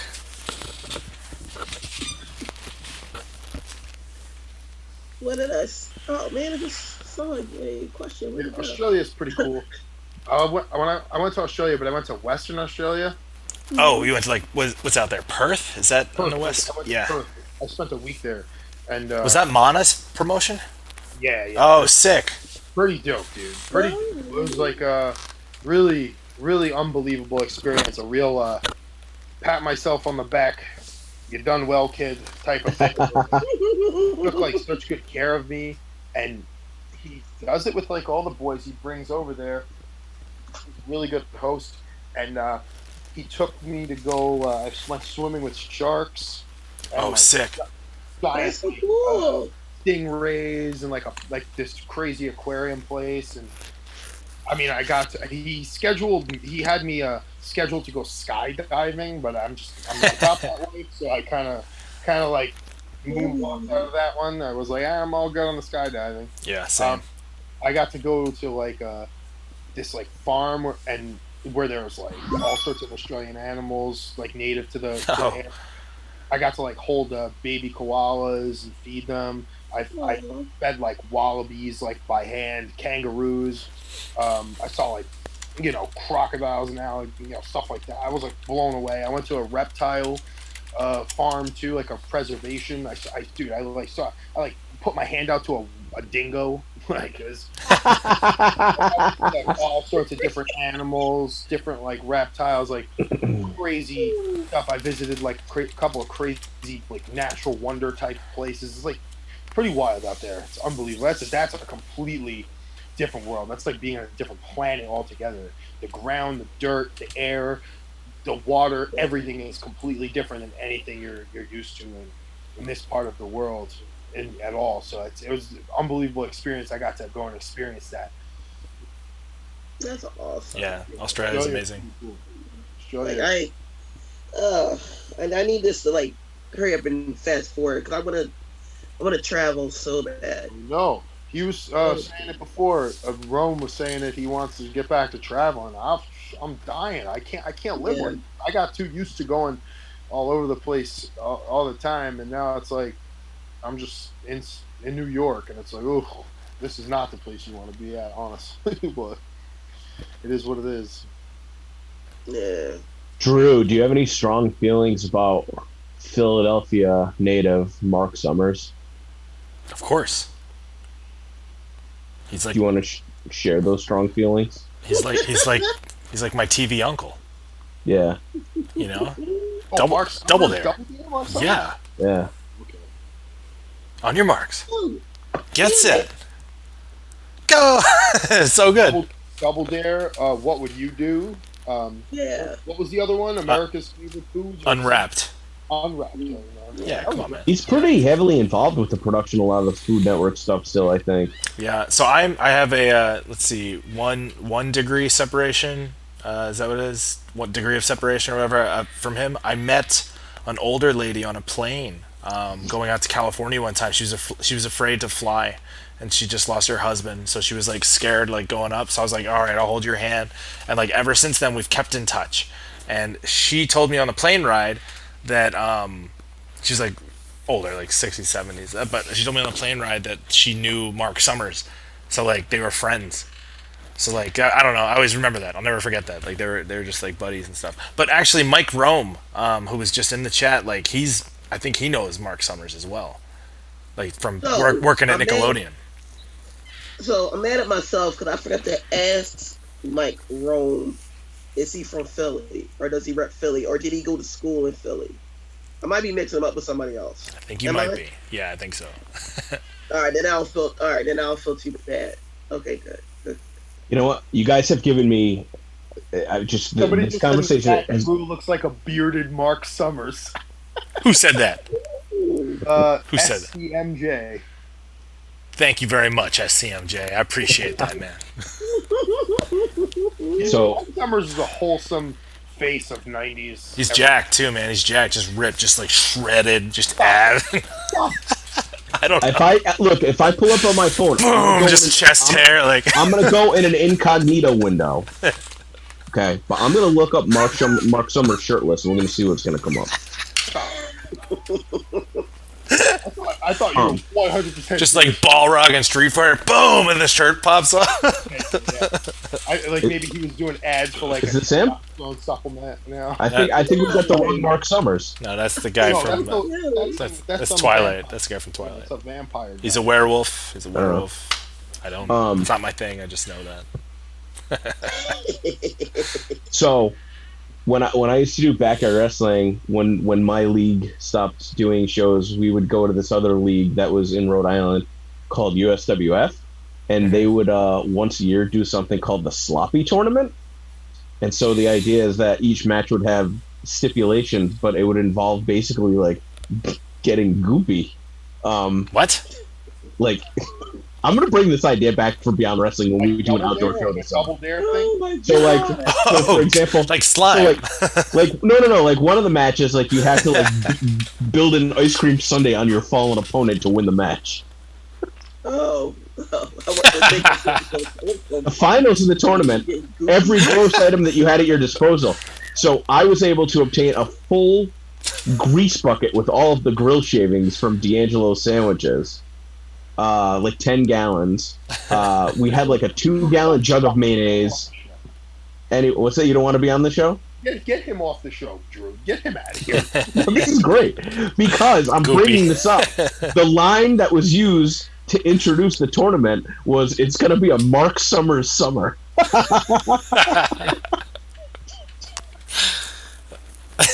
Was it about this time at night when you came up with this idea?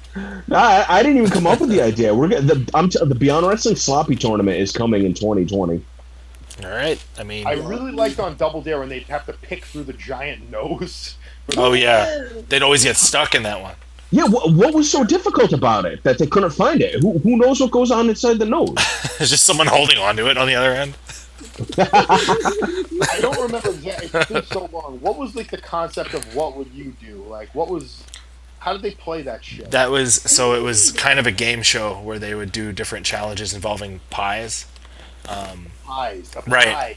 Right. The Pie Pod. A pie pod. But then at the end, they would get to go to a wall, and they'd have to pick a number on the wall, right? And it would either have a prize inside, or like something would shoot out of the wall, like hit the kids in the face. So awesome. I always wanted to do Wild and Crazy Kids as a Yeah. Donnie Jeffco, that was one of the guys' names on there. Yeah. That was Donnie. kid. Omar Gooding, Omar Annette Gooding. Chavez. Not Chavez, Donnie Jeffco, that's right. What, Wild and Crazy Kids? That was the theme song. Hey, dude. That was Hey, One that looked. oh, hey dude, I got a hey dude story. So when I was maybe 8 years old, I went to a cousin's bar mitzvah in Arizona because that's where my cousins live, and she was friends with Josh Tigel, who played Buddy on Hey Dude. What? So he was at the bar mitzvah that I went to when I was 8. I got him to sign a Miller Lite box. What am I looking at? Is that Ernst? It's Mr. Ernst. This picture is absurd. of Mark Summers show. No, of Mr. Ernst.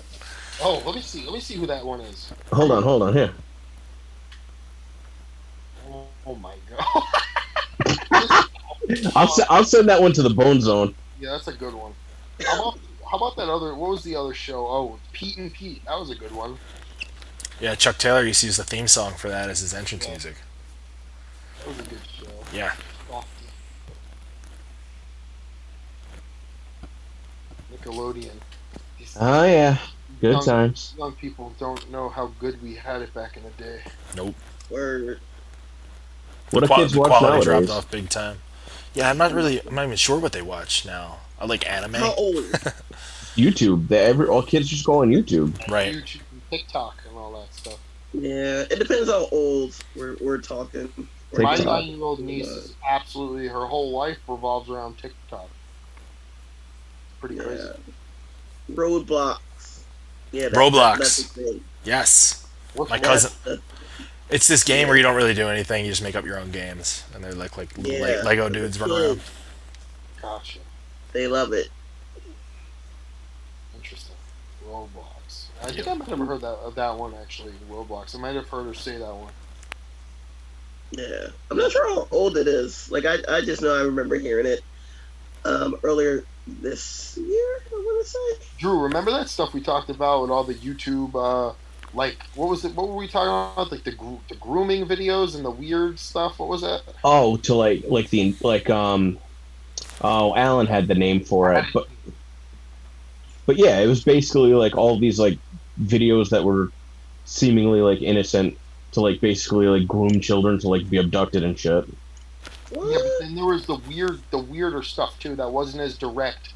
That was like really strange child videos on YouTube, and it almost seemed like when you watched some of that stuff that they borrowed some of the concepts of that for that Firefly Funhouse type theme thing for that angle. It seemed like it was almost kind of like this very similar presentation of what was going on with that. Interesting. Yeah. Right, where it seems like it's a kid show, but it's actually kind of demented. But it's dark and weird, but it's all these really over the top, silly, like Elsa from Frozen getting like stabbed repeatedly and stuff like that. weird. But YouTube's algorithm would like automatically recommend it for kids to watch, not knowing what the content was. Yeah.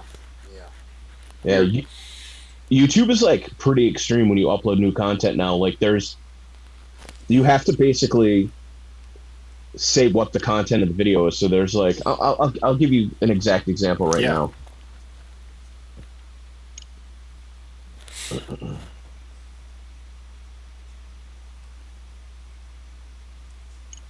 So when you go to the monetization option, of course, this doesn't have it. Let's see, rights management.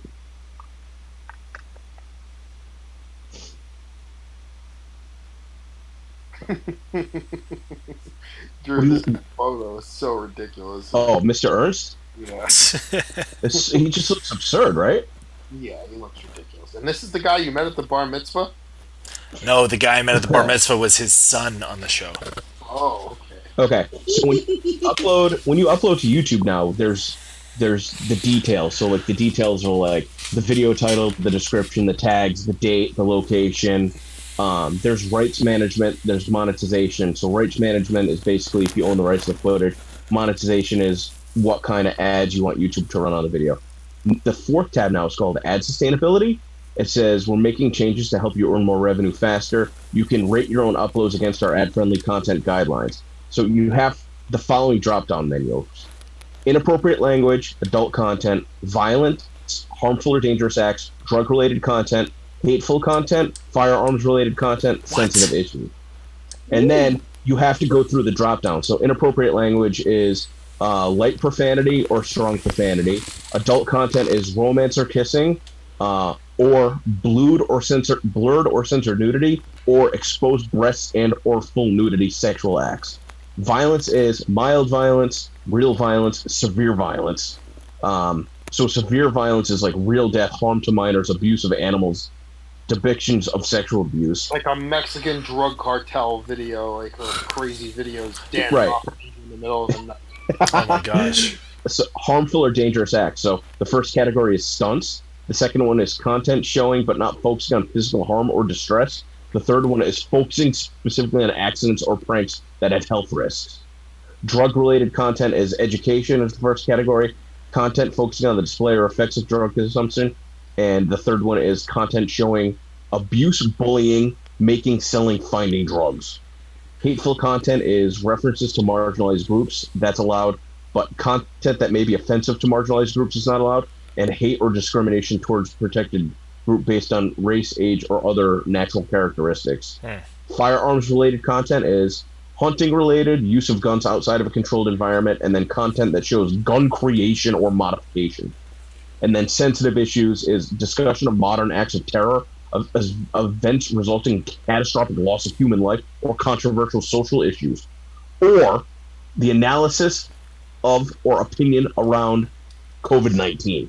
So this whole thing was basically introduced because people don't want to run ads on stuff that's COVID related. Gotcha. So it's like buried in all of this. It's like, oh, we're not just going to have you click one tab if it's COVID related or not. We're going to kill 10 birds with one stone. So it's pretty surprising. Like it takes like probably like 20 to 30 minutes to like get a video from the time that it gets to YouTube back end until the time that you can get it up. Maybe not that long, maybe like 10 or 15. Right. Damn. And then like we had a video up and it got challenged, and then we had to apply to challenge the challenge, and it ended up getting rectified. But yeah, YouTube's kind of a pain in the ass sometimes, but I guess when you got 2.4 million subscribers, it comes with the territory. Oh. All right. Yeah, I'm gonna make a video where I modify a gun. That's just my. I mean, you know what there is? There's so much stuff on YouTube. There is. YouTube is unbelievable. It's unreal how much stuff is on there. What would you make into a gun? Like a meatball sandwich or something, and it shoots out mozzarella bullets? That sounds awesome. Like the pizza thrower, the old Ninja Turtles toy? I used to have that. Sounds awesome. Love the pizza thrower. Never had the Technodrome though. I had the blimp. The blimp. There was a blimp. Look it up. And the only time I ever saw it again, like in the modern era, was in the UK, and this little like comic shop, toy shop. Like this place was a wreck. What? But they had a lot of stuff in it. It was in Preston, UK, and They had the blimp in the box, the whole deal. And go look it up. My uncle took me to Toys R Us one and bought me the blimp. It was huge. It was like look up the Ninja Turtles blimp. Did you blow it up? When we were kids. Blew the whole damn thing up. Of course I did. Yeah. The Technodrome. What was the car? What was the car called? The Pizza thrower. The van. No, there was a separate one. Yeah, there was a van. Party wagon. Party wagon. Okay. I remember having the lair. That was sick. Having their underground lair as a toy. I was big into Ninja Turtle collectibles. I have no idea where any of them are. Oh, this guy looks like Ophidian. What's his name? Whoa. Oh, Mondo Gecko. Look at that guy. You gonna hold that picture up? Me? Yeah. What's he look like? Hey, everybody's suspense. Sorry, I looked it up on my computer. You can do a share screen if you want. No, hold on. I typed in Monda Heckle. I don't. I want to see what comes up for that instead. Hello, my name is Monda Heckle.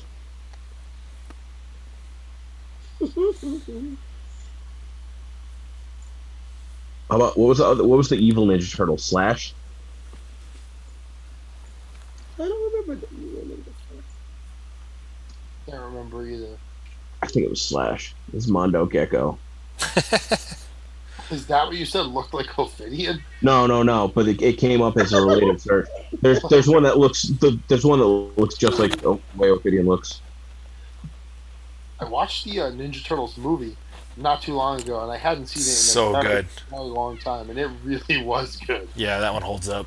Dude, the opening scenes of like the Foot Clan robbing people is like when they're in the back of the van, full ninja Foot Clan suits, and they close the van and drive away. I was laughing. Me and my friend were laughing so hard we were crying. Like, how is this happening? How is this even real? Like, there's a ninja clan out there in New York City. I'm telling you, go watch that scene of them in the van, in boxes. It's unbelievable. It's so good. The Shredder's outfit was insane. Yes. Jim Henson do those outfits? They did the Turtles. Shredder was sick. And Splinter. Splinter was ridiculous. Yeah. Dude, some of the lines from Splinter in that movie. And you have no one to go to that.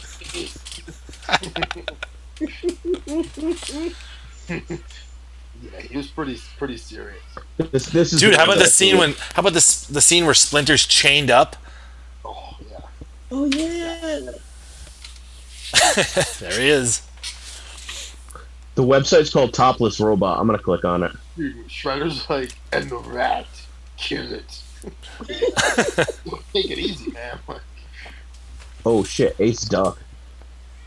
Ray Fillet. Wingnut and Screw Loose. That's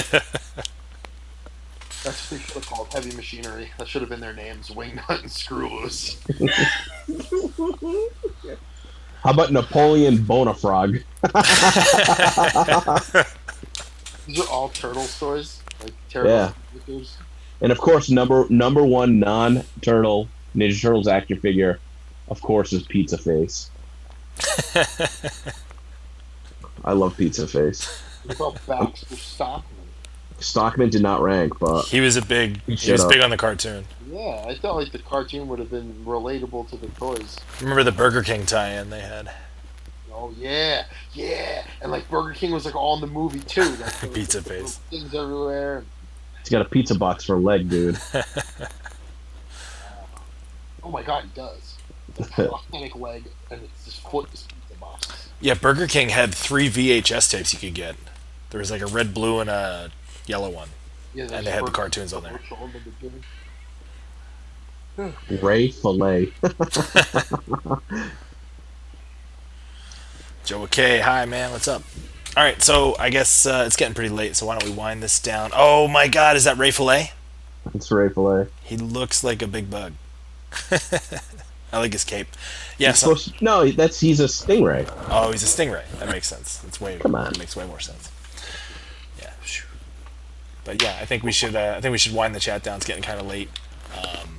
I don't know if there's any other questions anybody wants to throw out here before we get off. Yo, I want to get a plug in real quick. Does anybody play? Does anybody in the chat play Mario Kart Tour for the phone? Because I haven't played any multiplayer games, and I want to try and get some multiplayer going on Mario Kart Tour. But the games, I like for a mobile app to be like 6 months old at this point. I don't even know if people still play it, but. We got 123 viewers watching with us right now, so there should be someone in here who plays Mario Kart Tour. I love Mario Kart, but how it sounds challenging to play on phone. It's like the acceleration is automatic, so you just basically use your finger to swipe the direction your cart is going in, and then you press a button to use the weapon. It's like an official Nintendo game, like with all of the Nintendo charm. It's like the only video game I play anymore. Yolanda, people tell me about how they play like Nintendo 64 games on their phone, and I'm like, how do you even play that with no controller? It's like, it sounds terrible. They do it. They figure it out somehow. Yeah. Oh well. I'm about to download it. Right now I'm just playing Uno.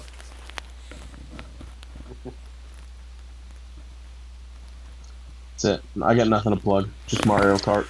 All right. Well, I mean, we can maybe... And my friend Harry. What's that? My friend Harry? Are you playing My Friend Harry? So stupid. Somebody asked Eddie Nuck Jaguar. Hi guys, were you a fan of the old school Teenage Mutant Ninja Turtles movies? Yeah, we just said that. I think we kind of answered that, but I didn't know this, so I'll answer it for me. Yes, I still might have asked when it's. I might still have part 1 and part 2 on tape. Yeah, I've only seen the one when they're like samurais probably once, and maybe 3. like a couple of times in bits and pieces while I was a kid. It I is have not bad. watched the movie in forever and ever. That is a bad one. What a bummer. Really? It's worse than the second one. Yeah, by a lot. Like 2 is actually watchable. 3 is not really good at all. Yeah. Earlier y'all was talking about Power Rangers, and I was trying to think when I stopped watching it, because I feel like when that kid was part of Power Rangers, when I said I'm done, that corny little boy, I think that was the end of it. Do you remember the child who became a Power Ranger? Oh no. And I believe he was in the movie. I don't know. This is from that was the kid who became the Blue Ranger in Turbo. Yeah, I was done. I think I was a camp counselor, and that's when I had to watch it with the kids. And I was like, this sucks. I didn't say that to the children. But in my brain, like, this is horrible. I'm done with Power Rangers. I used to love you. Yeah, I think I fell off at the same time. Like that was it. That was the nail in the coffin for me. What year is this? 2000. No, this had to be late 90s, 99. Jesus. Yeah. 98. I definitely did not watch. No, it couldn't have been that late because 4, maybe season 4 or 5. I don't know. I remember I was as a camp counselor where I was. So let's find out. Was Power Rangers the movie? Oh, someone's saying 97 in the chat. Oh, maybe I was at the YMCA then. At that point, I don't think I watched anything other than wrestling and movies. But there was definitely a point where it was nothing but all wrestling. Wrestling took over the world completely. Yeah. Yeah, I know when that was for me. I had to give up basketball, because it was only so I had a small window to watch stuff when I was in college, and I was like, oh, wrestling it is. All right, well, this was fun. You guys are the best for coming on here. Thank you so much. Chris, I hope you had fun. Yeah, we do this every week. I'll be back tomorrow on this channel, I think, playing... What's tomorrow? Sunday? Oh, scary ass Sunday, dude. That's what I'm playing tomorrow. Oh, Sunday? Yeah. Yeah, I'm playing scary ass Sunday tomorrow. So we got a new game for that. I just finished up one last week. Finished up Observer. So yeah, is there anything else you guys want to talk about? I know Chris, you got a Twitch channel, right? That you wanted to maybe I plug. do. I don't. I like was thinking about starting on there, but I don't know. I don't really go on it. You could follow me though, and maybe I'll play. It's called Born Dirty Die Dirty. That's the same as Ooh. my Instagram. If you want to go follow me on Instagram, so it's Born Dirty Die Dirty. You could go and go follow me on Twitch. Maybe I'll teach y'all how to play Fire Pro Wrestling because I see a lot of people in the wrestling business streaming Fire Pro Wrestling all of a sudden, but I have a feeling that they're simming their matches and just doing commentary because Ah. oh cool. I will wash your ass clean. Anybody out there, that's the one flaw. That's the one flaw with this version of the game. They haven't really fixed the online mode, so it's not like I could like go play people online. It just doesn't really work. But if you do want to link up and try to play, we can link PlayStations and play that way. It sucks. You have to refresh it every hour or whatever it is, but I'll still kick your ass. So, There you go. yeah. All right, Yolanda, anything you want to add before we sign Uh, off? Follow me on the Twitters and all the social media under gimmicks 247. Gimmicks spelled with one M because it looks better that way. But let me know that you're from Twitch. Because I don't follow back everybody, but if you're from Twitch, I'll definitely follow you. Yeah, there you go. VIP treatment. Gimmicks 247, right? 1M. Yeah, that's me. All right, cool. All right, so I did this last week. Chris, you know about the raids on here? What they are? No. Okay, so a raid is when you take everyone from the chat room and you send them to another streamer. So like right now we got what 118 viewers. So I'm going to look up someone who's playing WWE 2K right now, and then we're gonna just go raid their channel. So Okay. this should be fun. If you're watching the stream, you'll be able to see it. If you guys want to get some points, feel free to participate in the raid. Let me see who's on. The raid. Yes, the raid.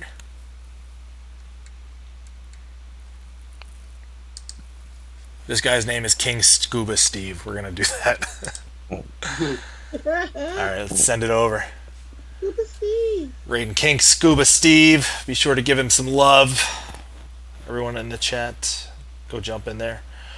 And here we go. Thanks, guys.